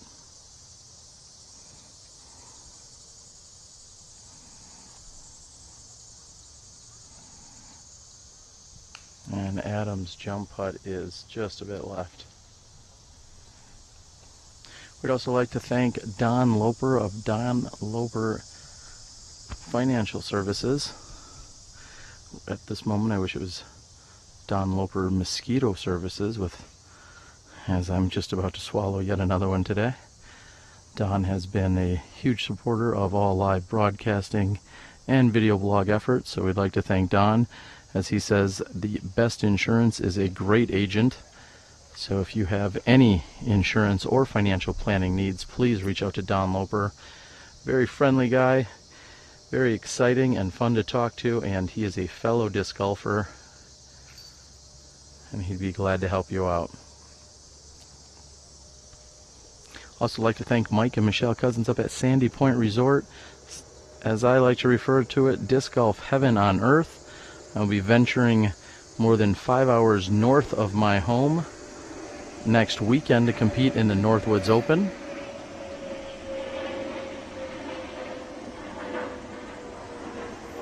Sandy Point, home of a 27-hole disc golf course.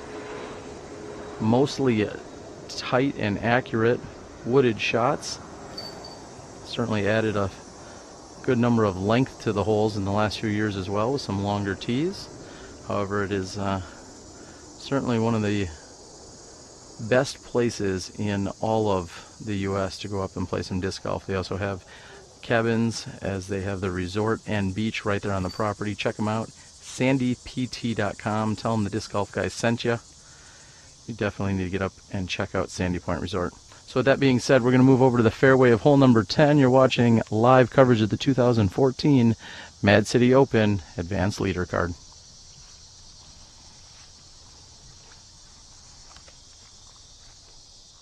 We're at hole 10 here, and it's 450 feet. You got to go about 300 feet in the air and then straight through the middle gap.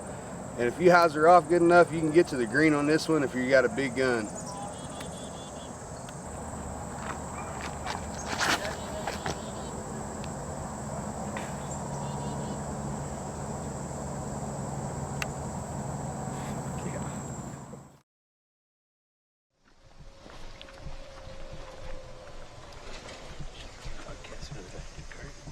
Hmm?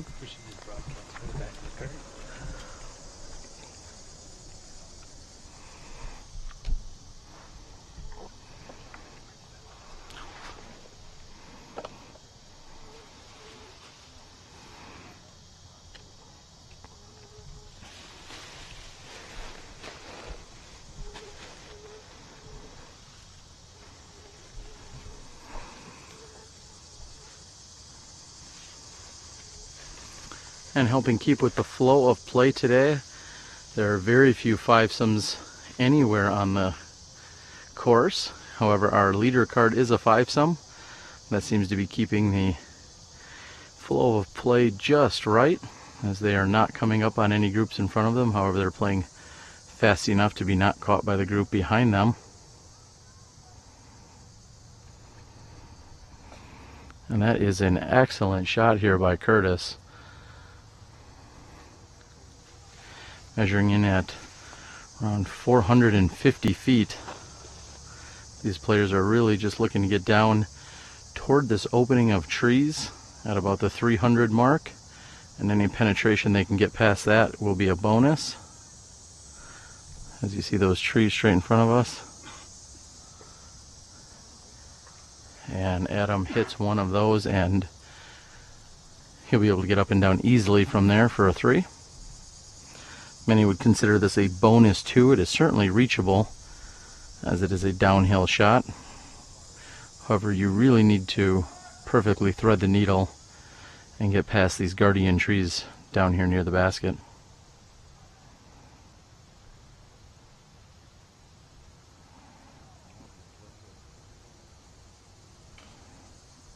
And turning his over is Kyle's.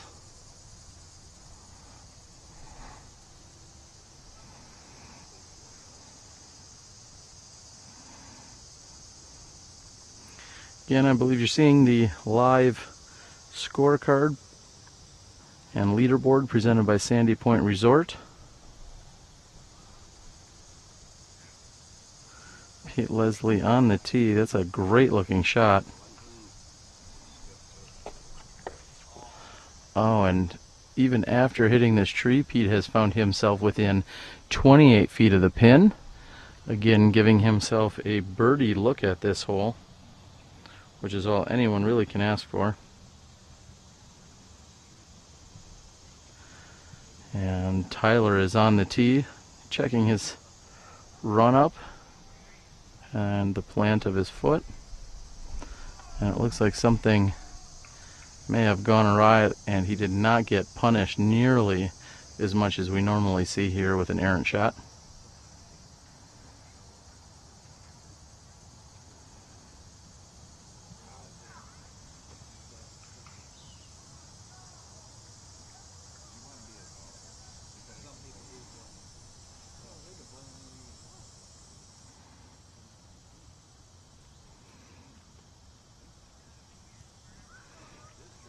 And as we see through 9 completed holes, Adam Hames has jumped out into the lead with a 4 under par overall. Right behind him is Curtis Manahan. Sorry about that, Curtis. And also sitting at 2 under par is Tyler Landreth. Adam sitting 4 down, Tyler and Curtis 2 down, Peter at +1, and Kyle at even. Peter, however, is sitting in very good position to possibly pick up a birdie 2, and it does not look like he'll be losing any strokes to his card mates here on hole number 10.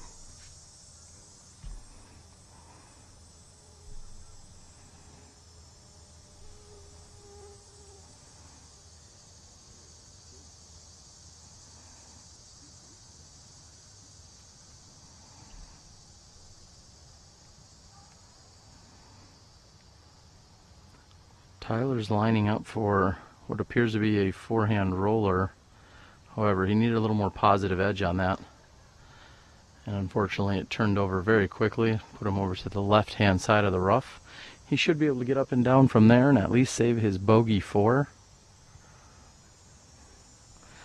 Kyle had pushed his disc over to the right-hand side, and I believe there as well he was not punished as much as we typically see with an errant shot that's heading that far to the right. He will certainly be challenged, however, for his up and down here if he wants to save a par. While you're out there, send me a text, send me a tweet, maybe a Facebook message if you got anything you'd like to share. We're out here on a muggy but yet seemingly sunny afternoon on a Saturday in Madison, Wisconsin. You can text me directly at 414-803-3307 or hit me up on Facebook. I'd be glad to hear from you guys as we are taking in all the action here at the 2014 Mad City Open.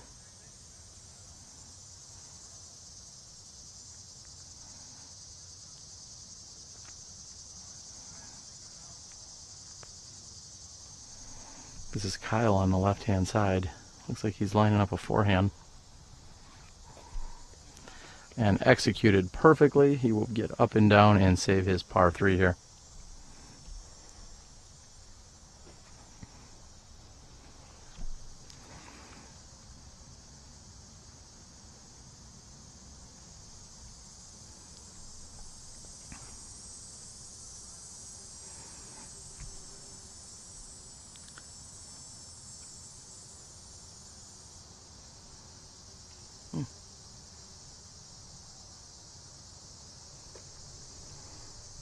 Adam with a jump putt, which comes up just a few feet short of the pin.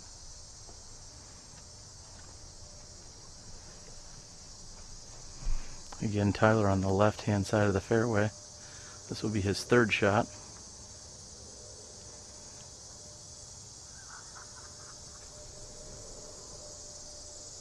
Oh, and just barely missing. And excuse me if I'm mispronouncing it, but Samula Buska, we appreciate all of your support. Samula just recently bought himself a SmashBoxxTV t-shirt, and we're so glad that you could log in and take it all in. Samula, one of our furthest traveled viewers, logging in from Finland. And again, thank you for the support. Thank you for purchasing a SmashBoxxTV dry fit shirt. And Curtis makes good.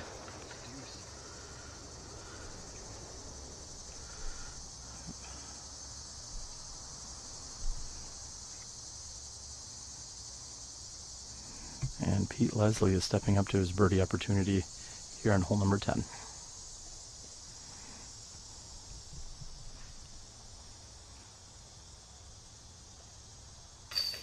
And converting on the deuce opportunity as a bonus here on any division at any level. Very nice shot by Pete Leslie. And the rest of the gentlemen will tap in. Again, we are about 1/3 of the way down the fairway for the next hole, hole number 11. So we're going to go ahead and we're going to move up the fairway on 11 and catch the shots coming in at us from there. I'm the Disc Golf Guy, and you're watching 2014 Mad City Open. Hi, I'm Don Loper with Loper Financial Group, where the best investment is a great agent. I'm so happy and proud and excited to support SmashBoxxTV and their live disc golf coverage. Play with confidence. Hi, I'm Alex Geisinger, and you're watching live disc golf on SmashBoxxTV.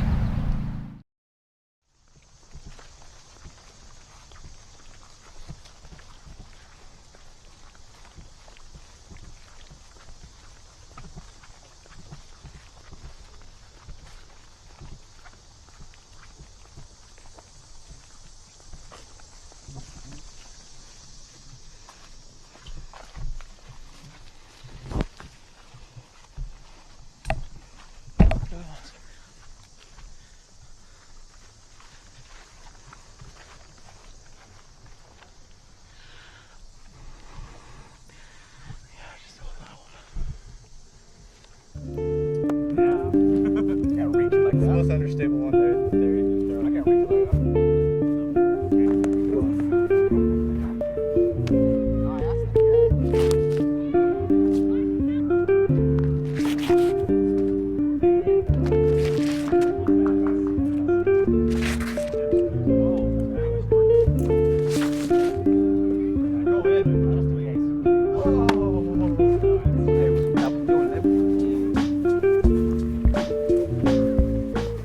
What is like the thing that tells you the disc is done? When you like, now this is ready? When he puts it in his bag. Says that. When he puts it in his bag, it's ready. Yeah, we kind of throw it, test the different runs, and go with what's flying the best, most consistent. We can go up and down with different weights to change the flights and do different stuff as we're testing them. You know, different colors matter also. So the weights are going to be more weight in that one. The weights are about 8 grams difference. We make and design the mold to do a specific thing. So we're out there testing the mold, testing the plastics to make sure that's how we design the disc so it can fly the way we want to.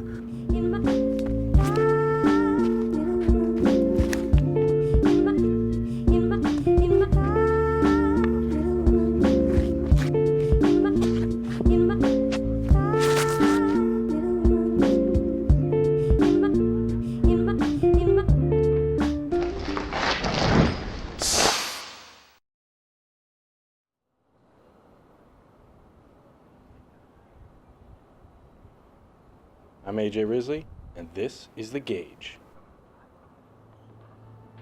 With its reliable straight flight and its excessive amount of glide, the Gauge is perfect for players of all skill levels.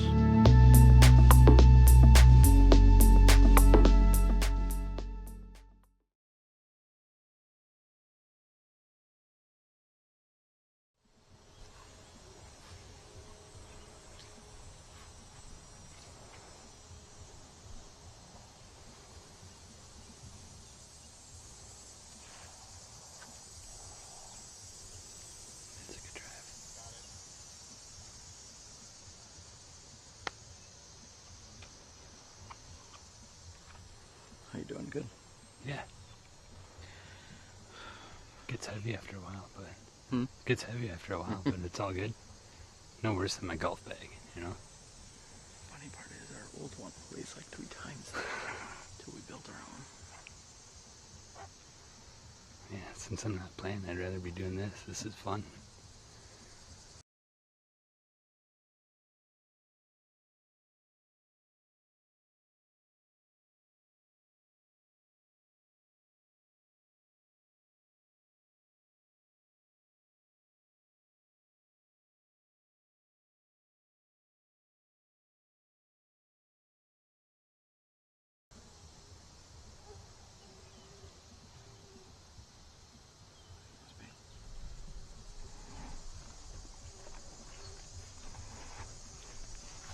All right, and welcome back, everyone. We are here in the middle of hole number 11.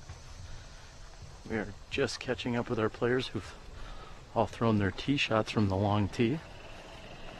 This is certainly a 2-shot hole. In fact, every player in this tournament would be more than content with simply carding a 3 here on hole number 11. There's OB to the right-hand side.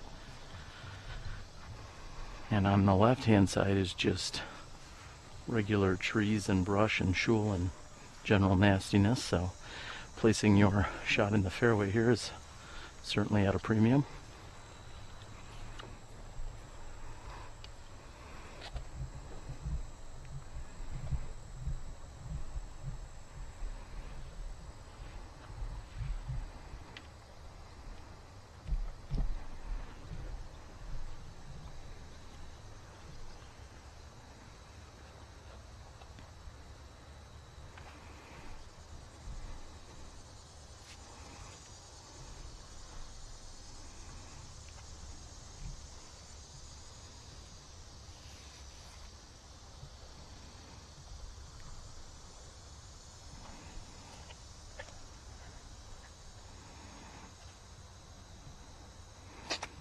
And hitting some of the hanging branches on the left-hand side is Kyle's second shot.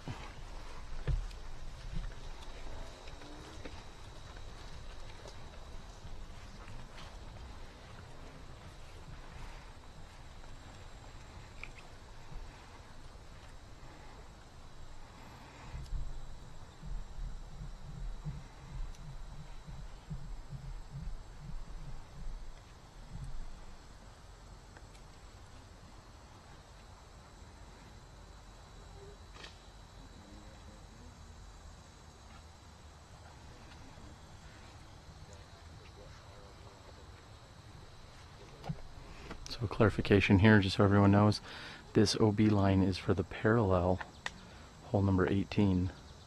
So he is not on our OB line at the moment.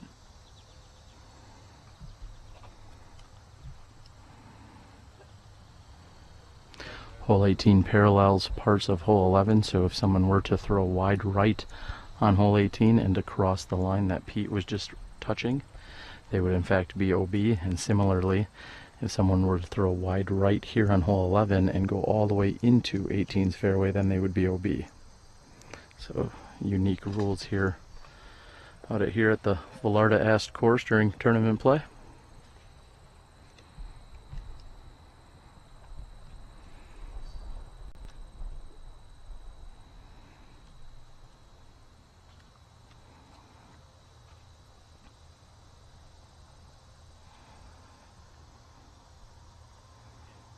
And Curtis with a very nice looking run at the basket.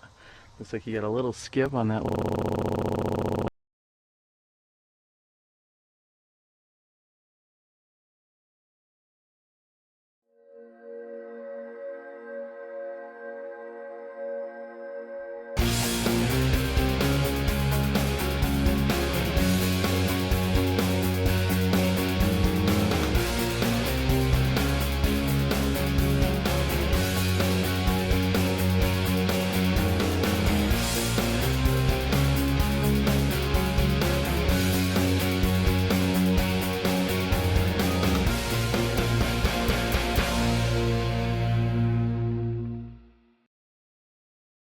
I'm the disc golf guy.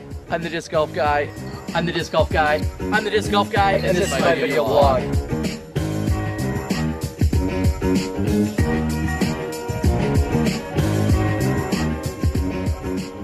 I'm the disc golf guy, and this is my video blog. Today we are at the 19th Hole Pro Shop here in Sylmar, California. I'm joined by one of the Legacy co-owners in Steve Rico. Steve, we're talking new discs today. What do you got for us? Well, we'll start with the Bandit first. It's a Speed 9 driver that we just came out with. It's great for like low flip-up shots. You can throw and bend it around corners, throw rollers with it. Really neutral disc. It's very fast, has a lot of glide, and I think the whole world's going to really like it. Yeah, I saw you throwing in the field as they're watching. There's a lot of things that you can do with it. And if you have too much power, maybe you just need to lay off it a little bit, but you can really control it to do whatever you want. Yeah, I throw it mainly with a fan grip, so I'm not powering it over too much, but it's really nice for like flip-up shots, you know, through the woods. And like I said, you can throw long rollers with it. It's got a lot of glide, so I know a lot of people really like the glide that it has. Good. And now we're going to move on to a little bit slower speed. We're moving over to the gauge, and I say slower, but not by much. Tell us all about that.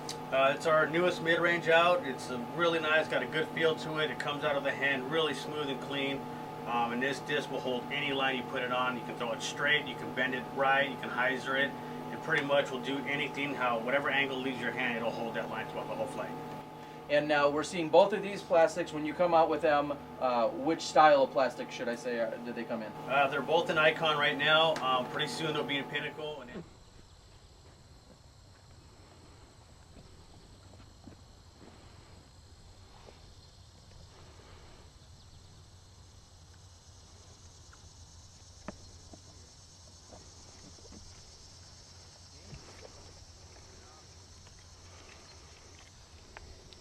Still, I assume, or no?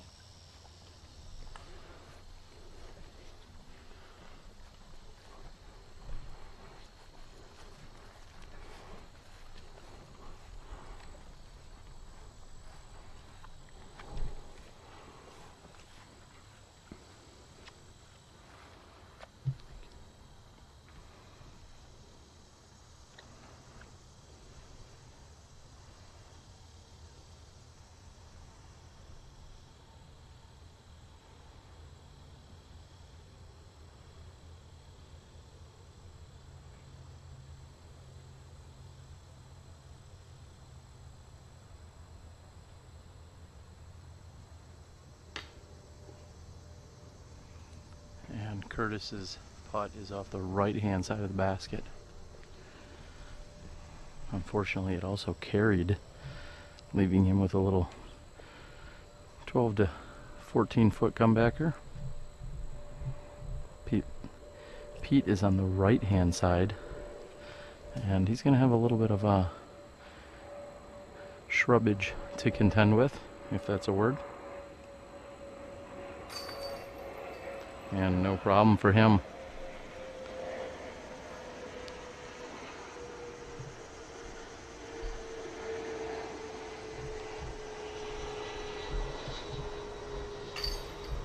Tyler puts in with no problem here.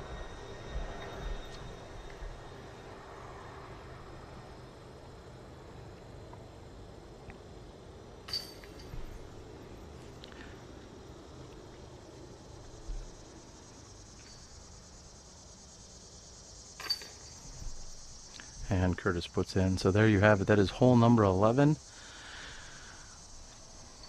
We're going to move on to a little bit shorter, tight anhyzer. Let's take a look at hole number 12.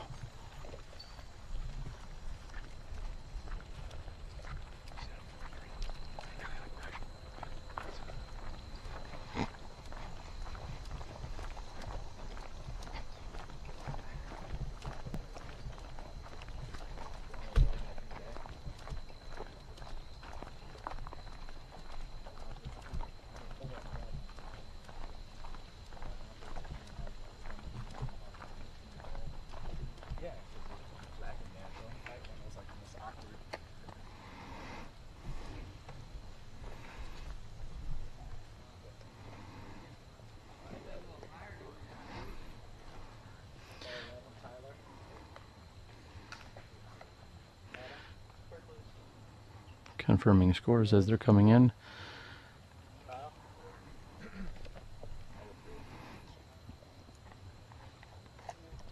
And this hole is out and to the right, makes a sharp turn after you get to the initial corner, and then follows down and to the right.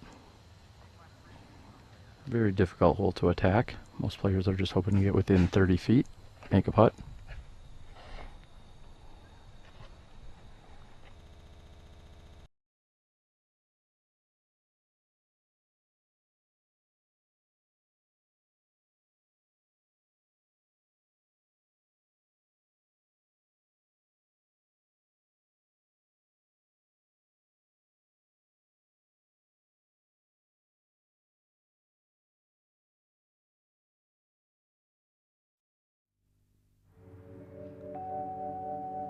It's all about practice, preparation, and routine. Approaching the tee shot, I always line up my shot and check the wind direction. Yeah, reach like the most unstable one there. There you just throw. I can't reach like that.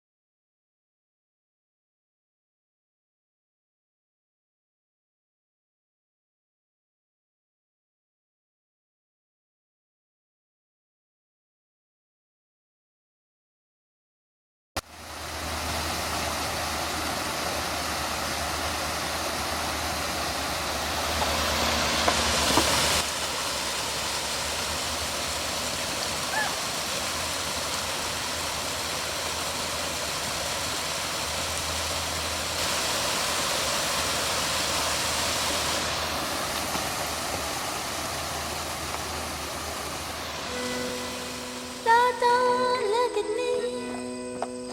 Lord, don't look at me. Lord, don't look at me. I'm throwing my head down to sea. You're kidding. And turn your face away. Turn your face away. And we are going to gold, right? Yeah. Oh yeah, that's called oops. Oh, I done wrong today. I done wrong today. I done wrong today. But someday I'll do something good. Someday I'll do something right. It just won't be tonight. No, it won't be tonight. It won't be tonight. It won't be tonight. Oh, Chris, why did you do that? You made me do that. I'm Keith. Chris made you do it. Lord, don't look at me. Lord, don't look at me. Got it. Lord, don't look at me. I'm throwing my head down to sea. And turn your face away. Turn your face away. Turn your face away. Oh, I done wrong today. I done wrong today. I done wrong today. Someday I'll do something good. Someday I'll do something right. It just won't be tonight. Oh boy.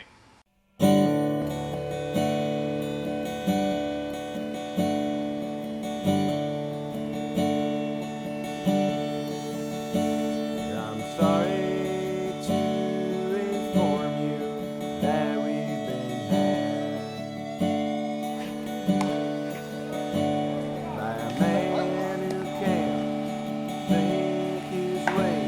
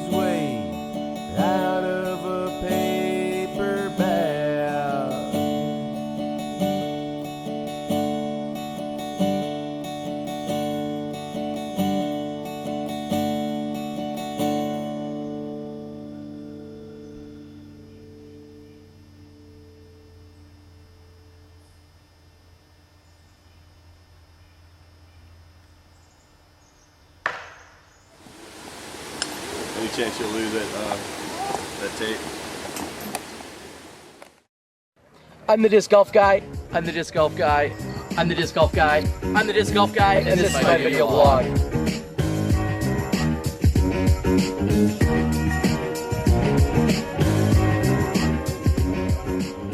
I'm the disc golf guy, and this is my video blog. Today we are at the 19th Hole Pro Shop here in Sylmar, California. I'm joined by one of the Legacy co-owners in Steve Rico. Steve, we're talking new discs today. What do you got for us? Well, we'll start with the Bandit first. It's a Speed 9 driver that we just came out with. It's great for like low flip-up shots. You can throw and bend it around corners, throw rollers with it. Really neutral disc, very fast, has a lot of glide, and I think the whole world's going to really like it. Yeah, I saw you throwing in the field as they're watching. There's a lot of things that you can do with it, and if you have too much power, maybe you just need to lay off it a little bit, but you can really control it to do whatever you want. Yeah, I throw it mainly with a fan grip, so I'm not powering it over too much, but it's really nice for like flip-up shots, you know, through the woods, and like I said, you can throw long rollers with it. It's got a lot of glide, so I know a lot of people really like the glide that it has. Good. And now we're going to move on to a little bit slower speed. We're moving over to the gauge, and I say slower, but not by much. Tell us all about that. It's our newest mid-range out. It's really nice, got a good feel to it. It comes out of the hand really smooth and clean. And this disc will hold any line you put it on. You can throw it straight, you can bend it right, you can hyzer it. It pretty much will do anything, whatever angle leaves your hand, it'll hold that line throughout the whole flight. And now we're seeing both of these plastics. When you come out with them, which style of plastic should I say did they come in? They're both in Icon right now. Pretty soon they'll be in Pinnacle, and then we'll move on to PDGA and XL and those lines later on next year. And it's smaller driver, so it's probably about a 174, 175 max weight, and then on the gauge, a little bit larger diameter, you're talking 180 grams max weight, Correct. right? Yeah. Okay. Is there anything else anyone should know about these two discs that just hit the market? Just go out and give them a try. I guarantee you're going to like them. Like I said, these discs are, the driver's got a lot of glide. I mean, you can throw a lot of different types of shots with it, and the gauge will hold any line you put it on. Go out there and try it. I guarantee you really like it. All right. Well, with that being said, this is our new product segment. We got great new discs here by Legacy. Steve Rico, Terry Miller, the disc golf guy, and as always, play with confidence.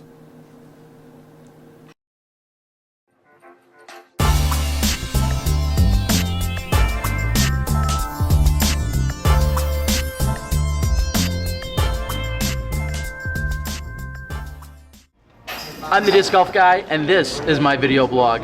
I'm joined here today by Kale Leviska in Minnesota. We are at the Airborne Disc Golf Emporium. Kale, is this every disc golfer's dream come true? Here we are in your own shop. Welcome, Terry. This has definitely been my dream. We built a little playpen for ourselves. As you can probably hear, we got a lot going on in here for AM Worlds this week. But yeah, this was my dream, to build a place that people could come enjoy, spread the love of disc golf, get creative with stuff that we wanted to make, and we built this place, and if you build it, they will come. Yeah, or we built it on rock and roll. That's a tune before your day. Anyway, it's been pretty exciting. There is, like you said, a ton of action going around here with all the AM Worlds competitors, nearly 700 competitors from all over the world.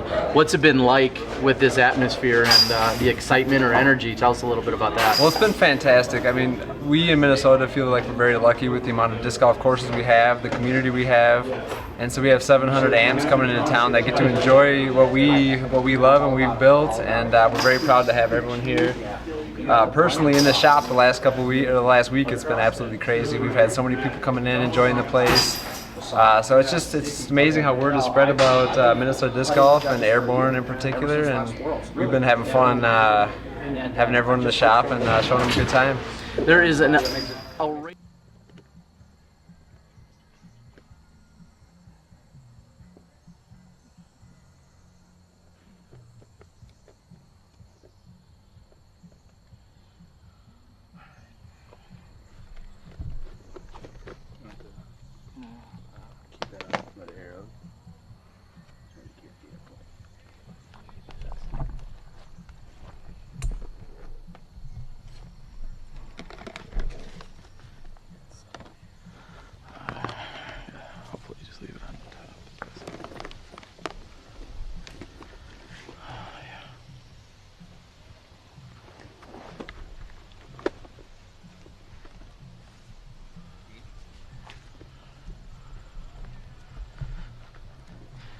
And ladies and gentlemen, it looks like we are back on track. We apologize about the delay here. Not only do the players not enjoy playing in this heat and humidity, it seems as if the equipment doesn't necessarily love it either. We heard the Curtis fan club was missing out on some of the action, so we're certainly glad you guys are tuned in and taking it all in here today.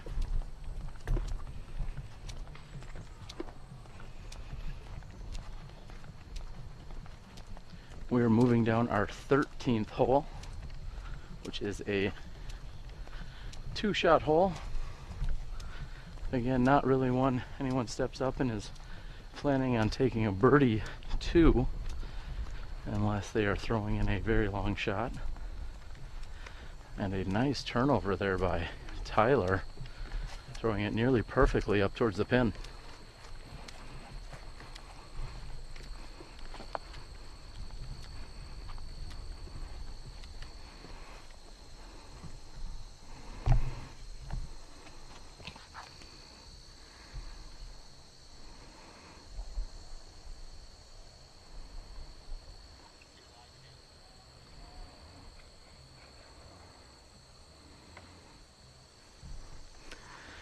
And Kyle hits a branch on the right-hand side here.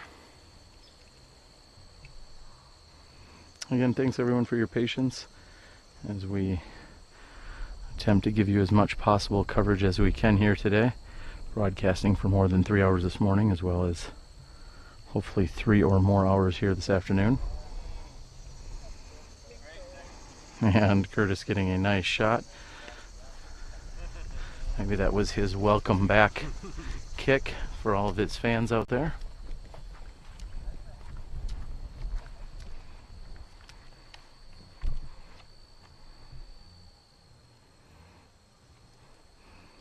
After having a low release and into the woods on his first shot, that was actually Peter's 3rd shot that you just saw him throw.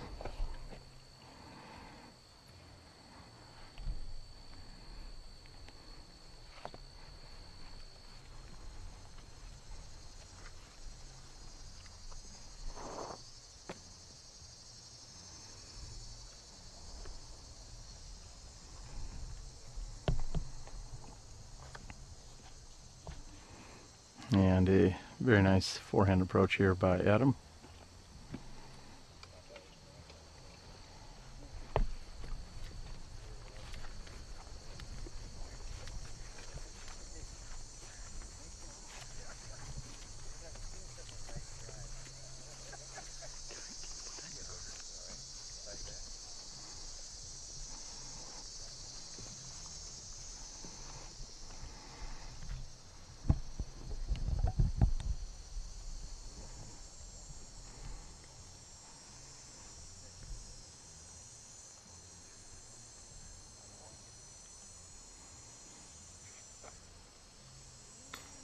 Oh, and Kyle's attempt from 40 plus feet is just a bit high.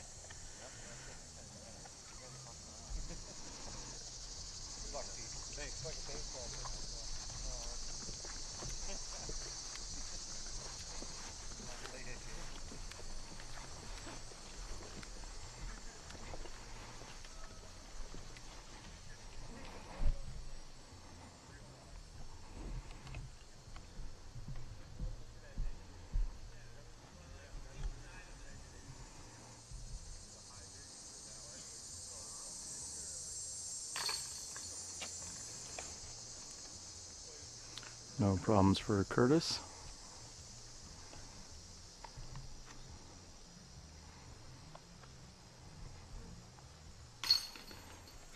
And Tyler makes good from 15 as well.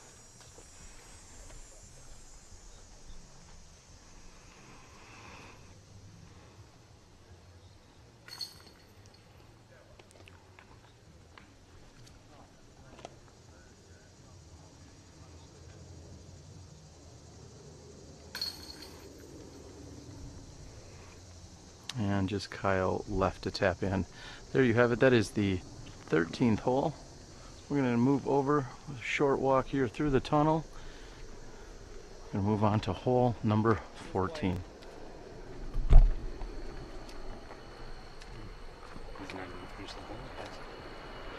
And Kyle's gonna need to run back, as I think he's forgotten to hole out.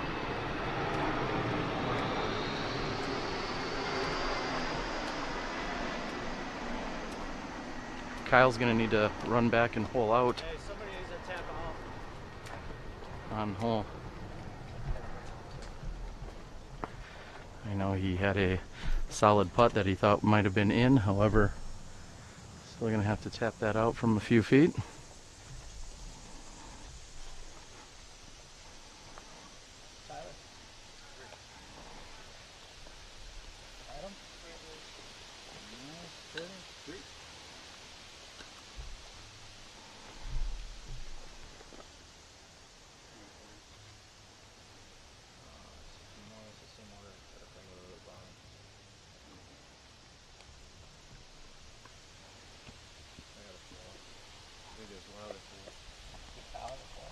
Okay. Kyle, 4.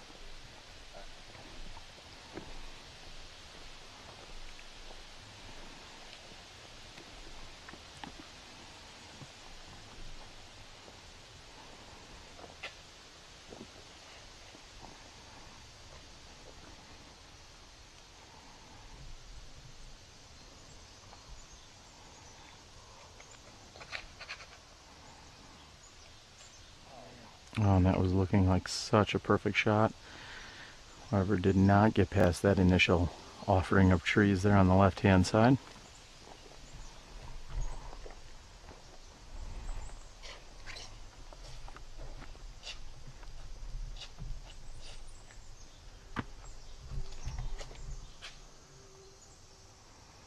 And Tyler's forehand is wide and left.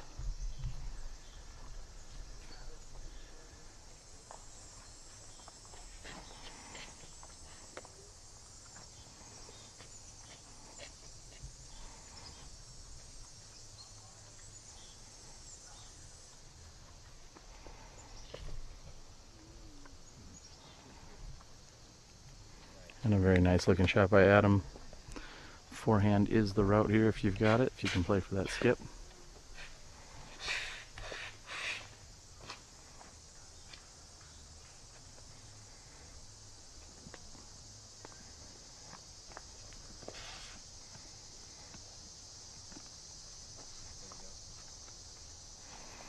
Nice shot also there by Peter.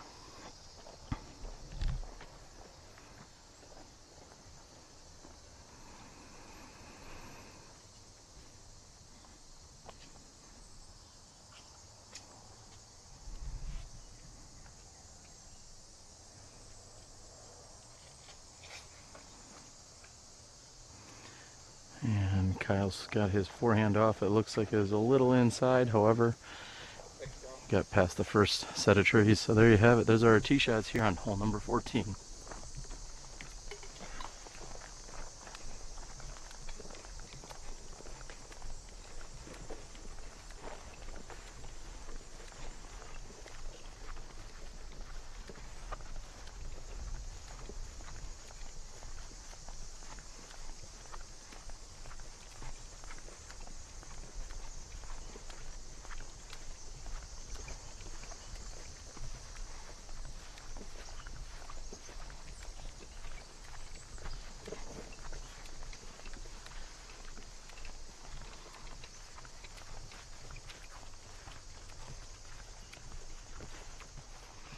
As these players move over and look for their discs on the left-hand side, we of course would like to again thank our supporting broadcast partners in Legacy Discs, Bamba and Steve Rico, Freddie, Steve Valencia, Ben Ferris, the rest of the crew, Dog, everyone else out on the West Coast. Thank you guys so much.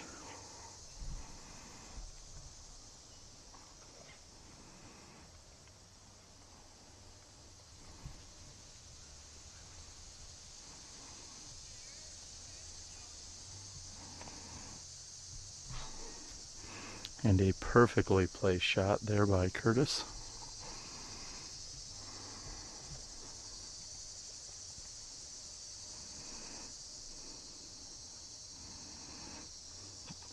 Tyler has found himself in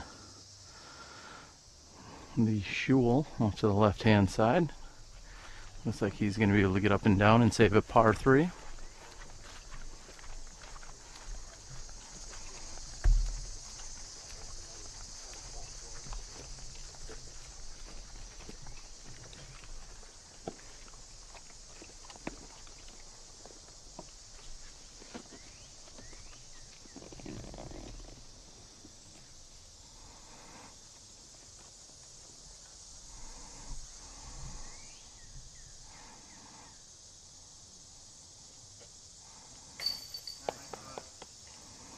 And Adam making good on his jump putt from just outside the circle. He's going to be happy with that birdie too.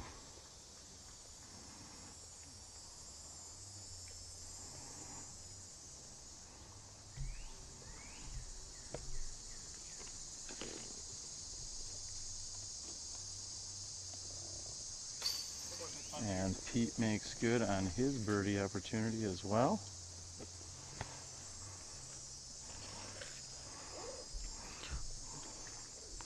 Looks as if Kyle's in great position after throwing his forehand shot.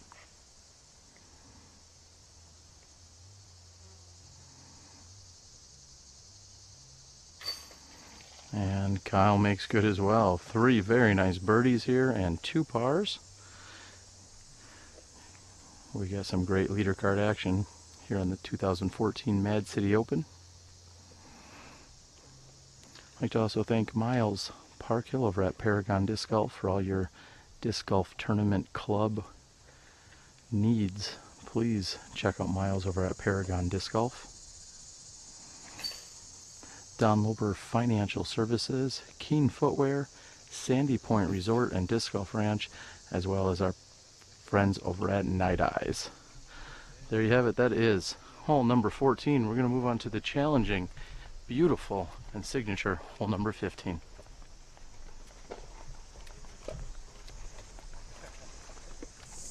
We're on hole 15. This hole is 534 feet. It's pretty straightforward. It's right down the tube and long. And it's another 2-shot hole. The trick here is you have to get it on the fairway. The rough on both sides is so thick that you don't even want to toy with it. So throw a big drive down the fairway, put it in the short grass, throw it up there, get your 3, and you're a champion.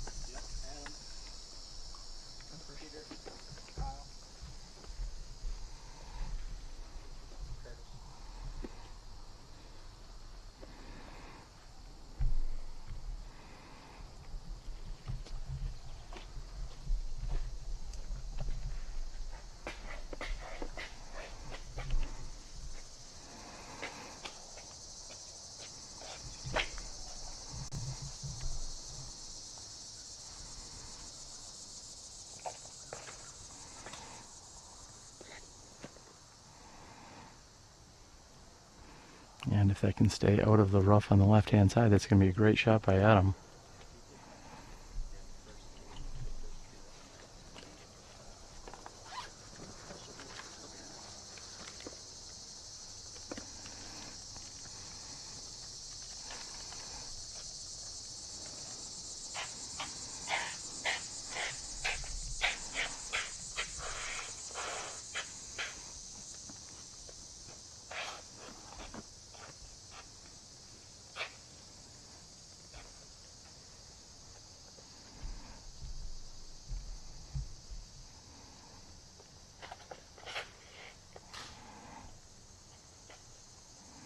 And Pete is hung up on the left-hand side.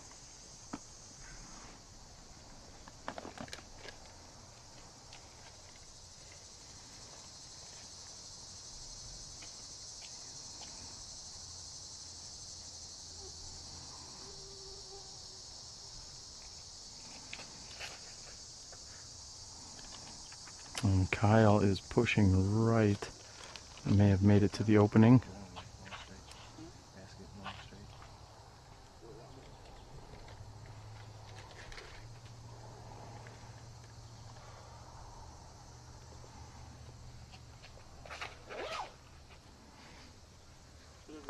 And that looks to be a very nice shot there by Curtis.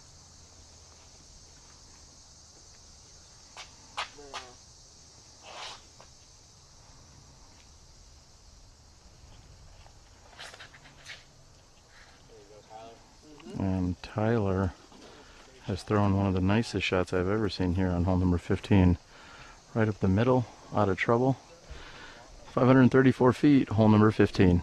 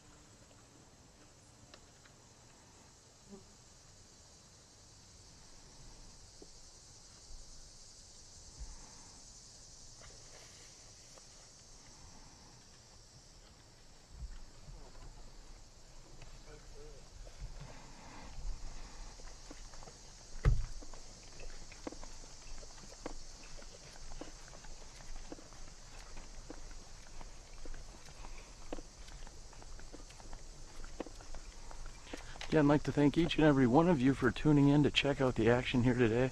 This is our second round coverage of the 2014 Mad City Open. We are following the advanced leader card as they play the Token Creek original 18 holes. Tomorrow we will be featuring the men's open leader card. They'll be teeing off as a tee time sometime early afternoon.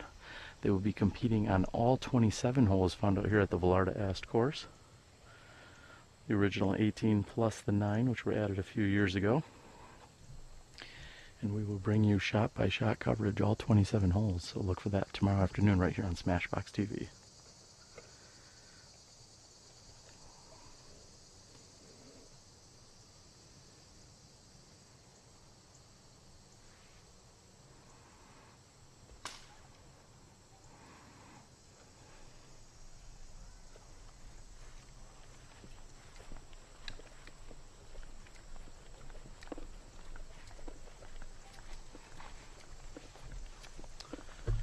Pete has struggled on a couple of holes here, a couple of the longer holes where he hit something early on the left-hand side. He's looking for his second shot at the moment.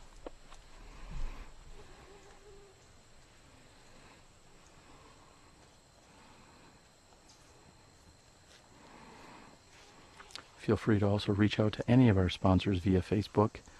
You can certainly like their pages and or interact with them right there on Facebook.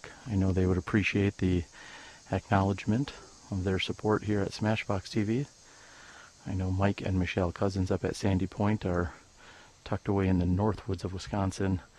In fact, I'm quite impressed they have internet up there. So definitely reach out to the Cousins, say hello, and when you get a chance, go check out Disc Golf Heaven on Earth just outside of Minocqua, Wisconsin. For now, Pete Leslie is in a world of hurt here on this left-hand side.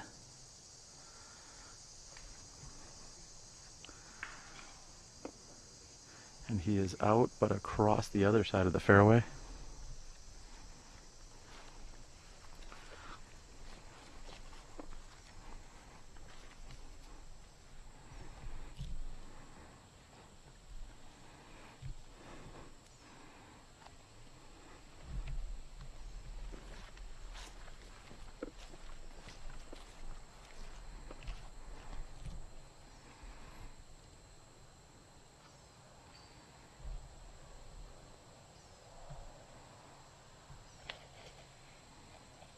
Curtis with the crossed body motion, making for a very difficult stance. Looks like he is up and on the right hand side.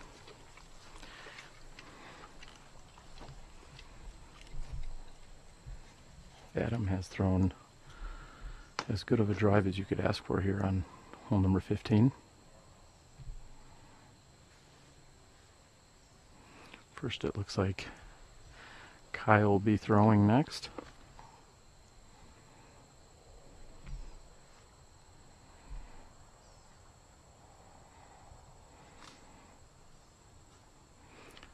And Kyle's forehand is low.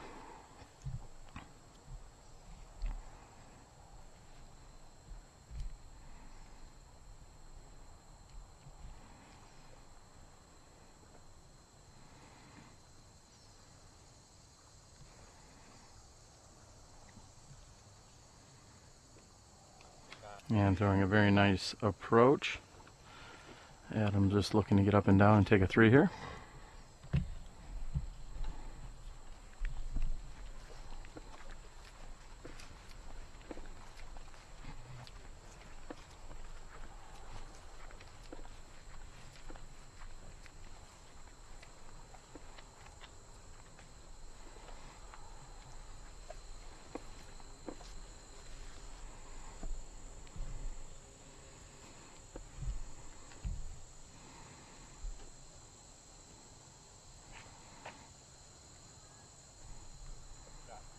Oh, and just coming up a bit short. Very nice shot by Tyler.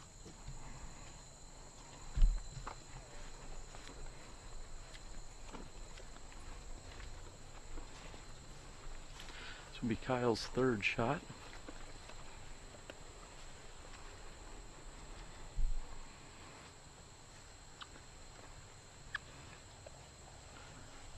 Looks like first we will have Peter throwing his 4th shot.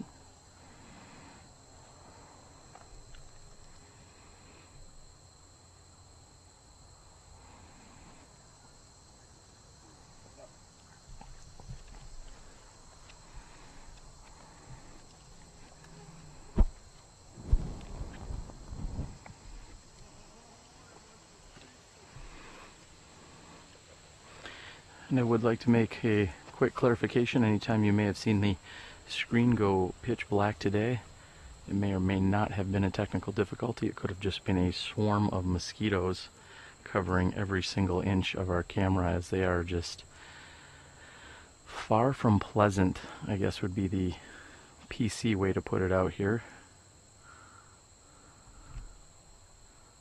Mosquito season is most of the year here in Wisconsin, unfortunately.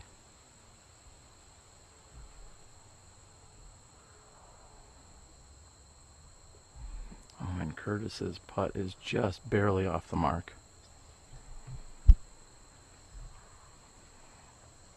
These players just have 3 more holes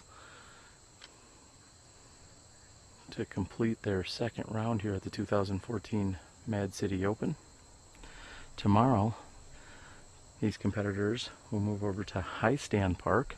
They'll play the 18-hole layout from the High Stand long tees, where we saw the open card play this morning.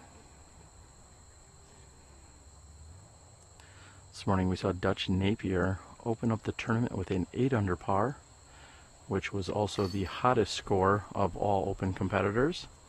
Saw Kale Leviska shoot a 6 under, which was the 2nd hottest score. And Ben Hartwig, Madison local, shot a 5 under par and has found himself on the leader card for this afternoon's round. The open field headed over to Bird's Ruins in Marshall, Wisconsin, and if you're wondering as to why we did not follow them over there, simply put, a technology block, so to speak. The signals that we use just simply would not be strong enough in order to bring you a consistent live feed, which is why we came over to the beautiful Token Creek Park. So there you have it, hole number 15. We're going to take a brief walk. We're going to move over to hole 16.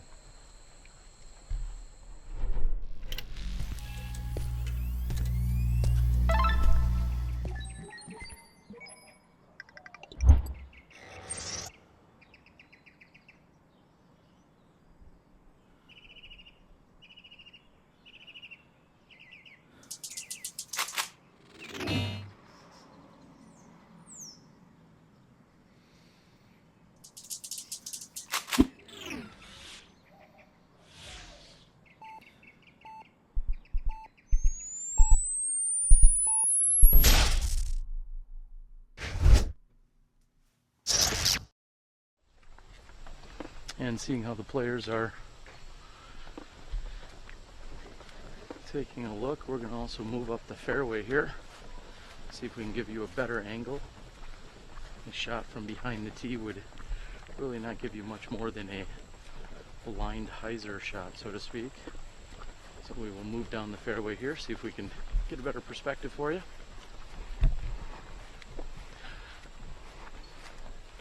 We'd also like to thank a few of our friends of SmashBoxx, being Johnny Rumble, PDGA 2540, good friend of the show, all around great guy. Also just celebrated his 50th birthday just a few days ago. So we'd like to thank and say hello to our good friend Johnny Rumble. Also like to thank another good friend and Wisconsin legend of disc golf in Uncle Joe Weinschel. Uncle Joe coming through in the clutch in so many different ways, including some help with this weekend's broadcast. So thank you to both Uncle Joe and Johnny Rumble.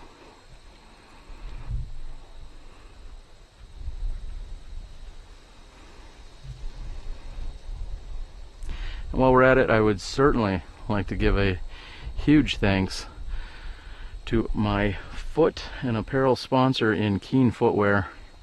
I have now been rocking Keens for a number of years, and they have really got on board with supporting disc golf in countless ways, including giving out free shoes to all competitors at the Professional World Championships, as they were the title sponsor of the Worlds in Portland just a few short weeks ago.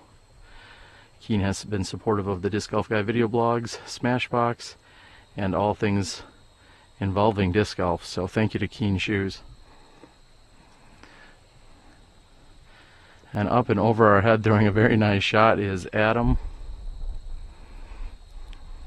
Adam is looking to pull away from the rest of the group, and he is on a tear here this afternoon.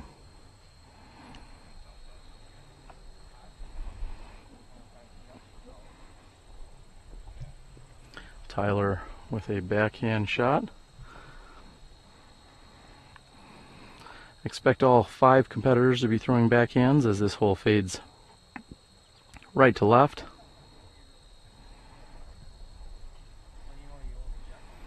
That is a very nice shot by Curtis.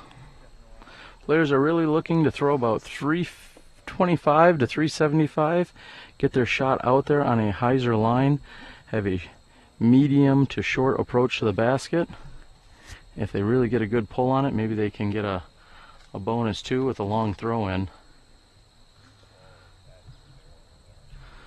And the gallery is not a fan of Peter's throw. I shall not repeat what the gallery off in the rough has said.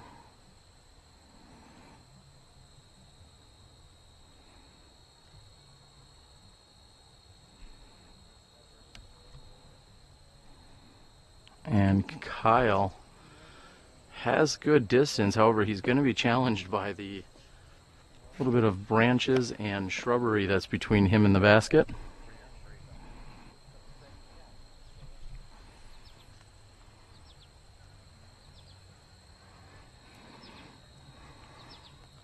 So we certainly invite you to come out. That is another good reason why we're here covering the Mad City Open, is to showcase and highlight these beautiful courses in the Madison area, as they have High Stand Park, Capitol Springs, their newest addition in Dane County, along with Token Creek, here the Velarda Ast course. On the west side, which is not in play this weekend, they also have Elver Park, very nice course.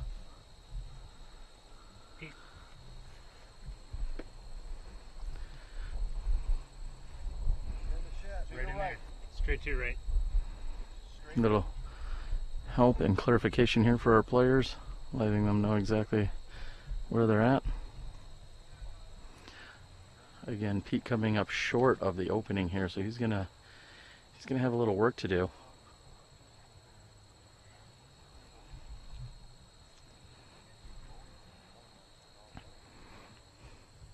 Although the next hole, hole number 17, is relatively short compared to these last few holes. These players are certainly challenged by a narrow gap and fairway that they'll have to navigate.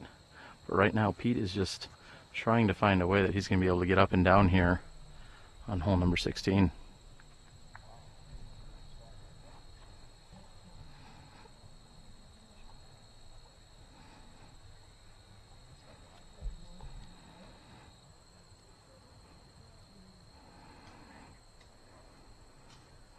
Besides a pretty serious players pack this weekend, I know both pros and amateurs alike are all going to be treated to a dinner of sorts this evening. Players were treated to a nacho bar and free beverages last night. I believe there's going to be pizza and other accommodations this evening.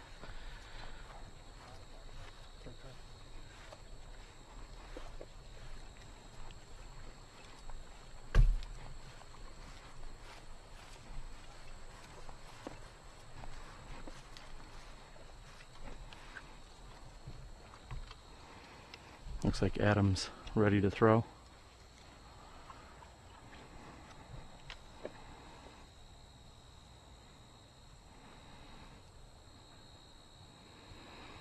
And he's within 20 feet of the pin.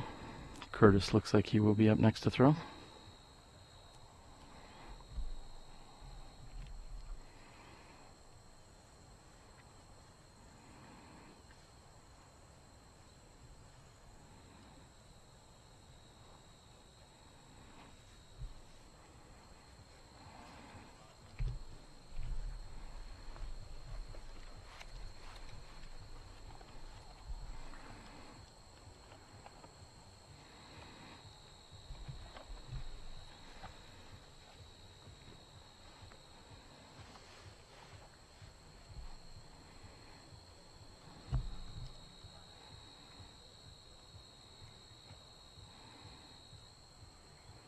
And a little trickery here, nice shot by Kyle. The one knee forehand through the tight gap, very well executed.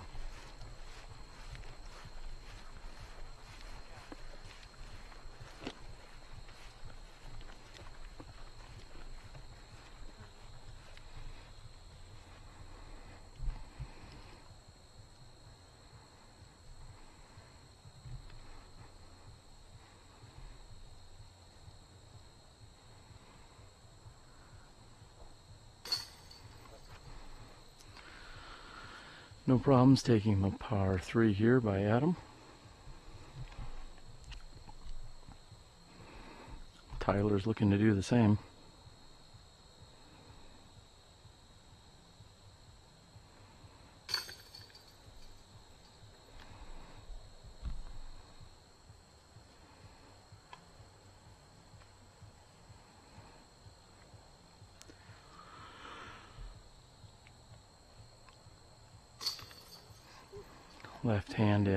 Left hand side and in for Pete.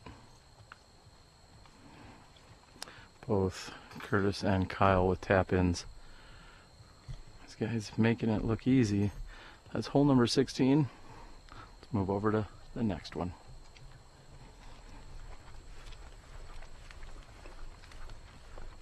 All right, we're at hole 17, 280 feet, and you gotta deuce this hole. It's straight ahead.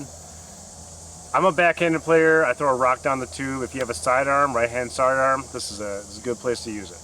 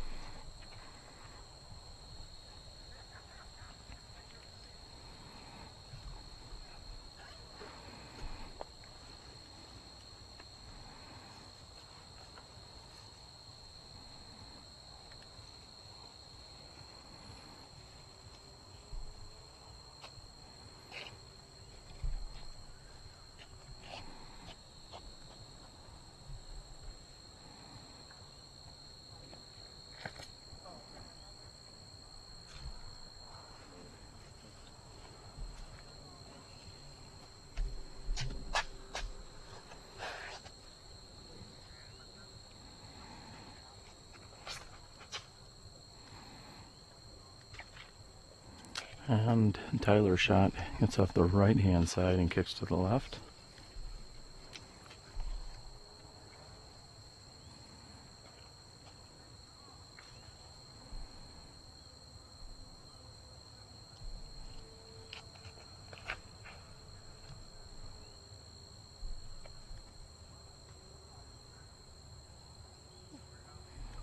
And going deep of the basket, but straight up the gut is Curtis.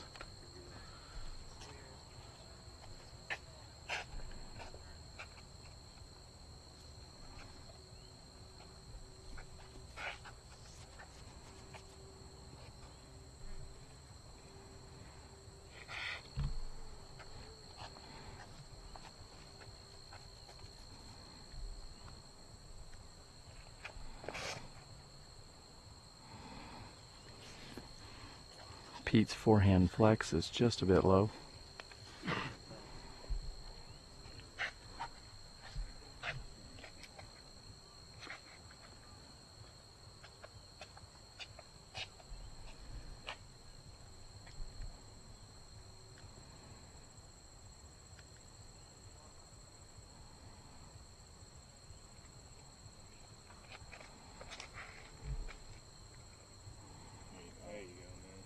Great shot. And straight down the center of the gap is Kyle's tee shot. Those are all 5 of our drives here on hole number 17.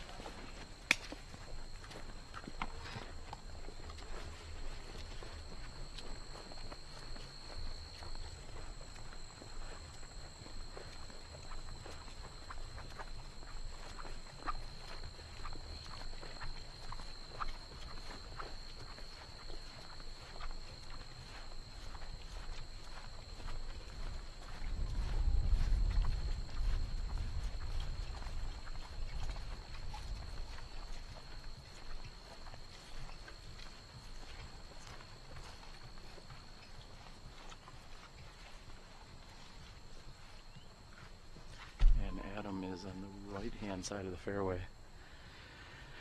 Looks as if he has located his orange disc. He's going to be fighting. Anything that's over there is going to be a very small or narrow window at best. He's going to be looking just to get up and out and possibly save a 3 here.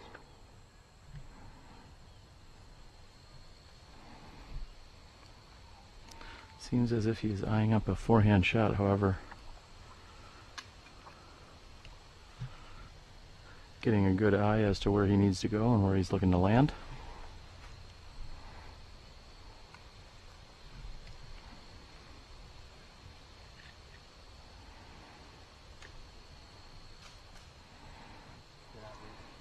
A very solid out here. He has put himself within 25 feet of the pin.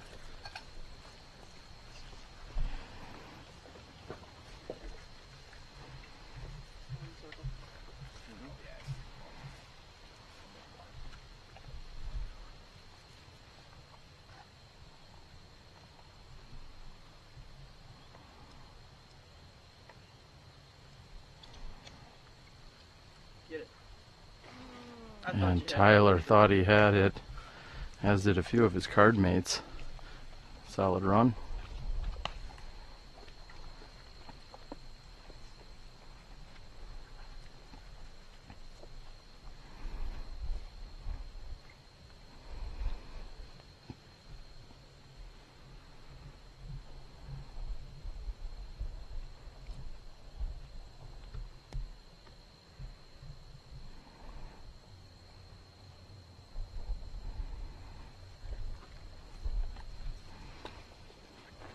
And Pete puts himself within a few feet of the pin.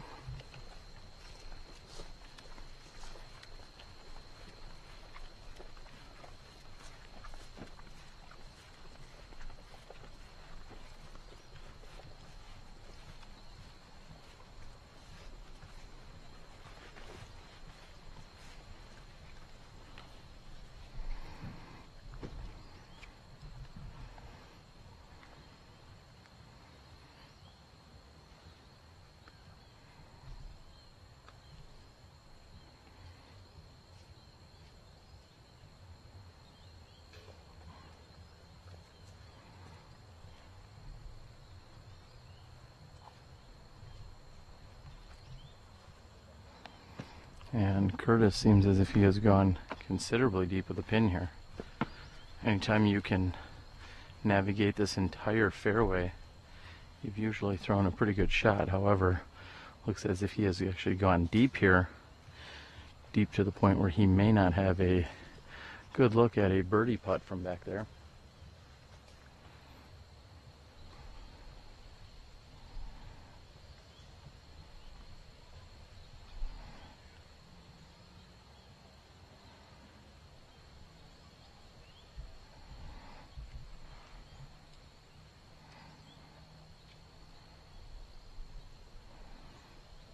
His birdie putt is up. Oh, and just a bit right.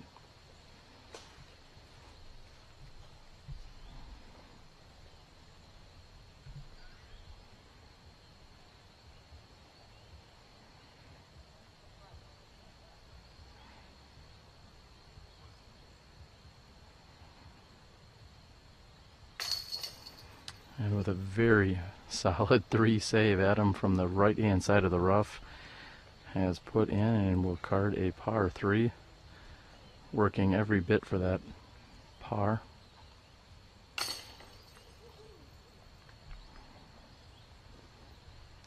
Tyler puts in, as will Curtis. Fortunately, Kyle let a birdie opportunity slip right past him here from inside the circle. And also taking a par 3 is Peter Leslie. And there you have it, with 17 down and just 1 hole to go.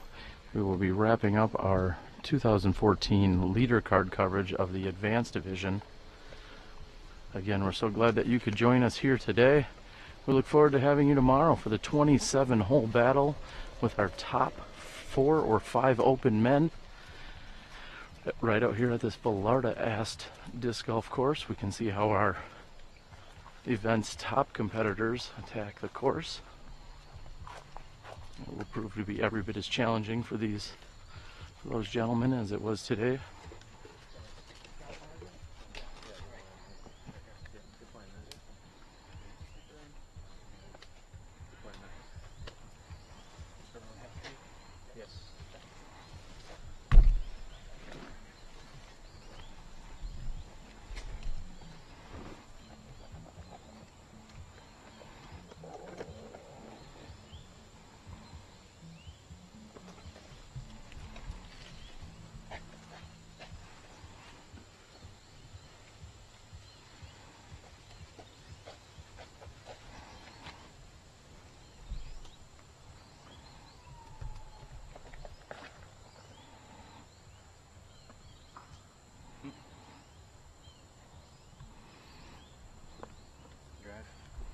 And Adam's tee shot is out and in the open, perfectly safe.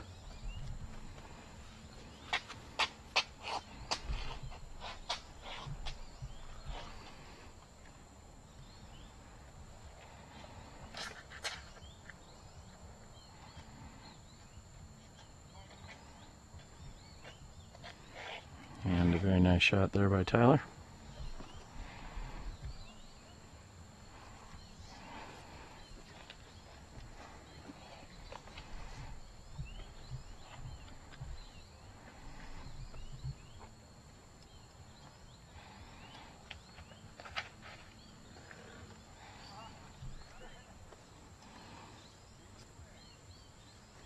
Curtis' shot will finish up and to the left.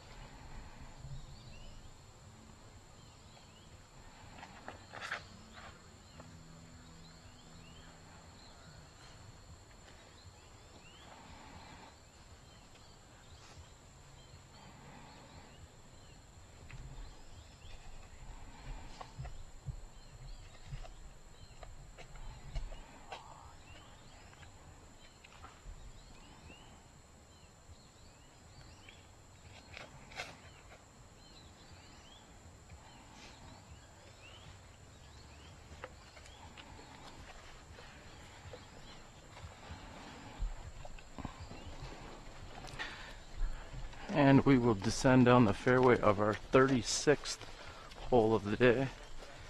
All advanced competitors as well as open men. Pretty much all divisions playing 36 holes today. Most will play another 18 holes tomorrow, with the exception of the advanced men, who will play 19 or 18 plus a extra 9. And as we said, our open card will also play 27 holes out here at the Token Creek course.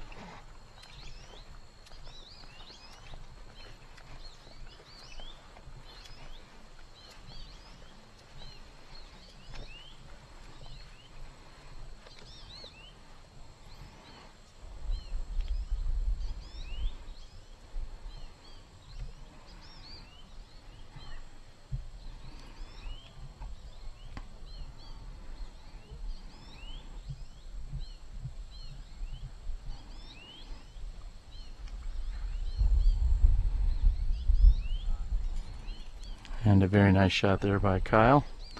Looking to get up and down and just save his 3 here. Move into the clubhouse.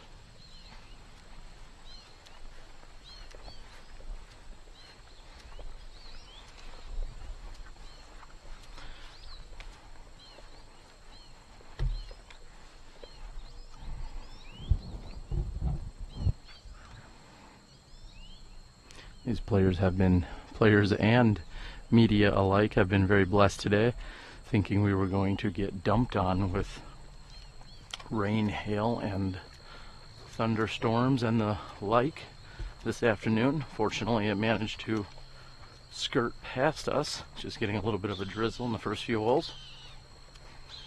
They had pushed back the tee times from 2 until 2:15, which turned out to be a great decision by the staff.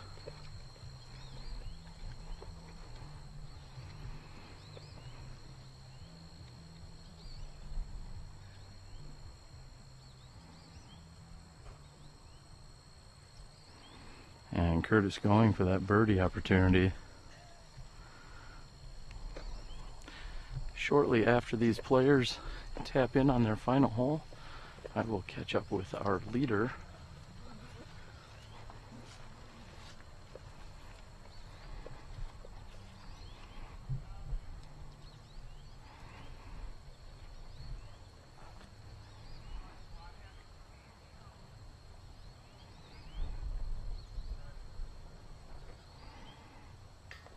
And just off the front of the basket, Adam thought he was good from 48 feet.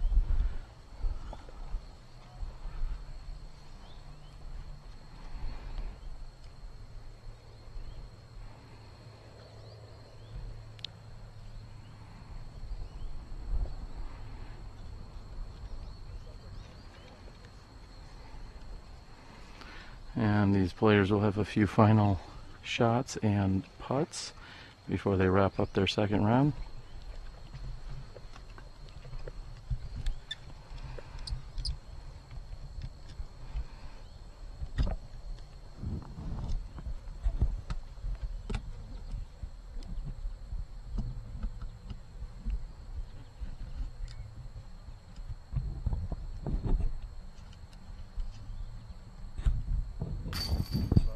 Peter makes good on his par to wrap up the round.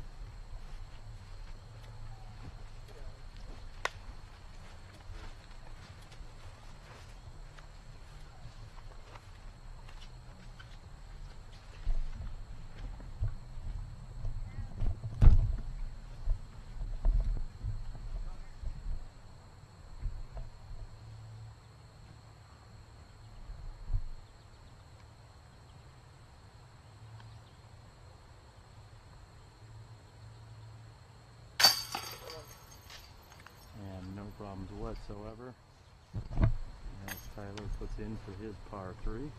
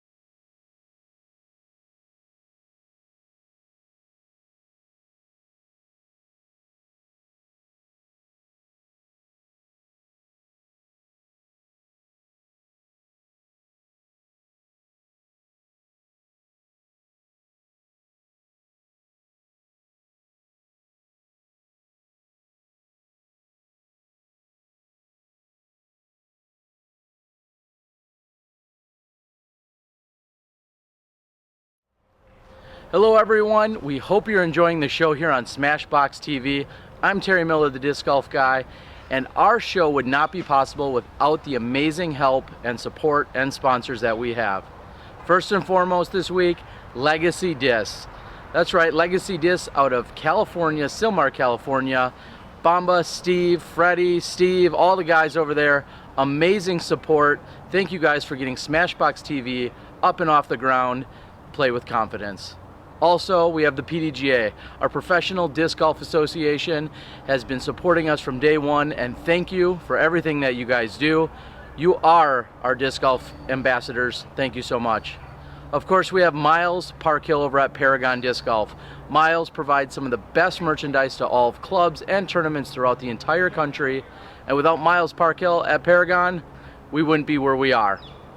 Last but not least, Sandy Point Resort and Disc Golf Ranch. Mike and Michelle Cousins in northern Wisconsin have been absolutely amazing. They're bringing you the leaderboard throughout the entire week. Sandy Point Resort and Disc Golf Ranch. Check them out. It is my favorite disc golf course anywhere in the country. Check them out. sandypt.com, Sandy Point Resort and Disc Golf Ranch. So there you have it. We have an amazing set of sponsors. Everyone else that tunes in, watches, supports us on YouTube, supports us via Facebook, shares, likes, Twitters, the whole 9 yards. We also have our first run of SmashBoxx t-shirts, dry fits. So come on out, support us, and enjoy the show.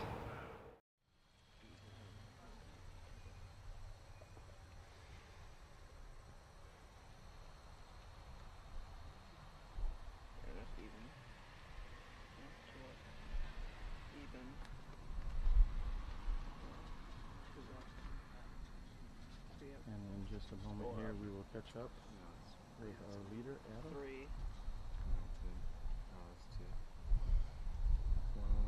We're up to 7, yeah.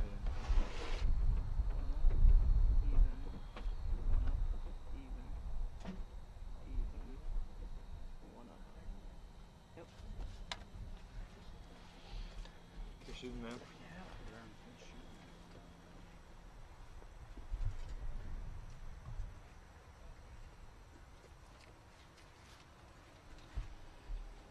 Hello everyone, we are here after the completion of the second round at the 2014 Mad City Open. I am joined by Adam Hames. Adam, that was a heck of a round you put together out there. Thanks. You're welcome.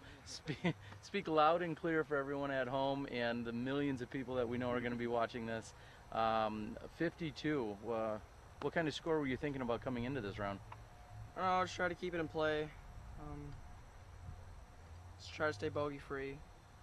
I did that for the most part. Yeah, you did, absolutely. Now, would you say that it was your consistency off the tee or your putting or a little bit of both here that that allowed you to get 2 under here at the Token Creek course? Putting and just consistency off the tee, for sure. Well, you can't complain about that. Right now, it looks like you, unless somebody jumped up from the second cart, it looks like you may be in the lead. Talk a little bit about your history as a disc golf player. You're a pretty young guy.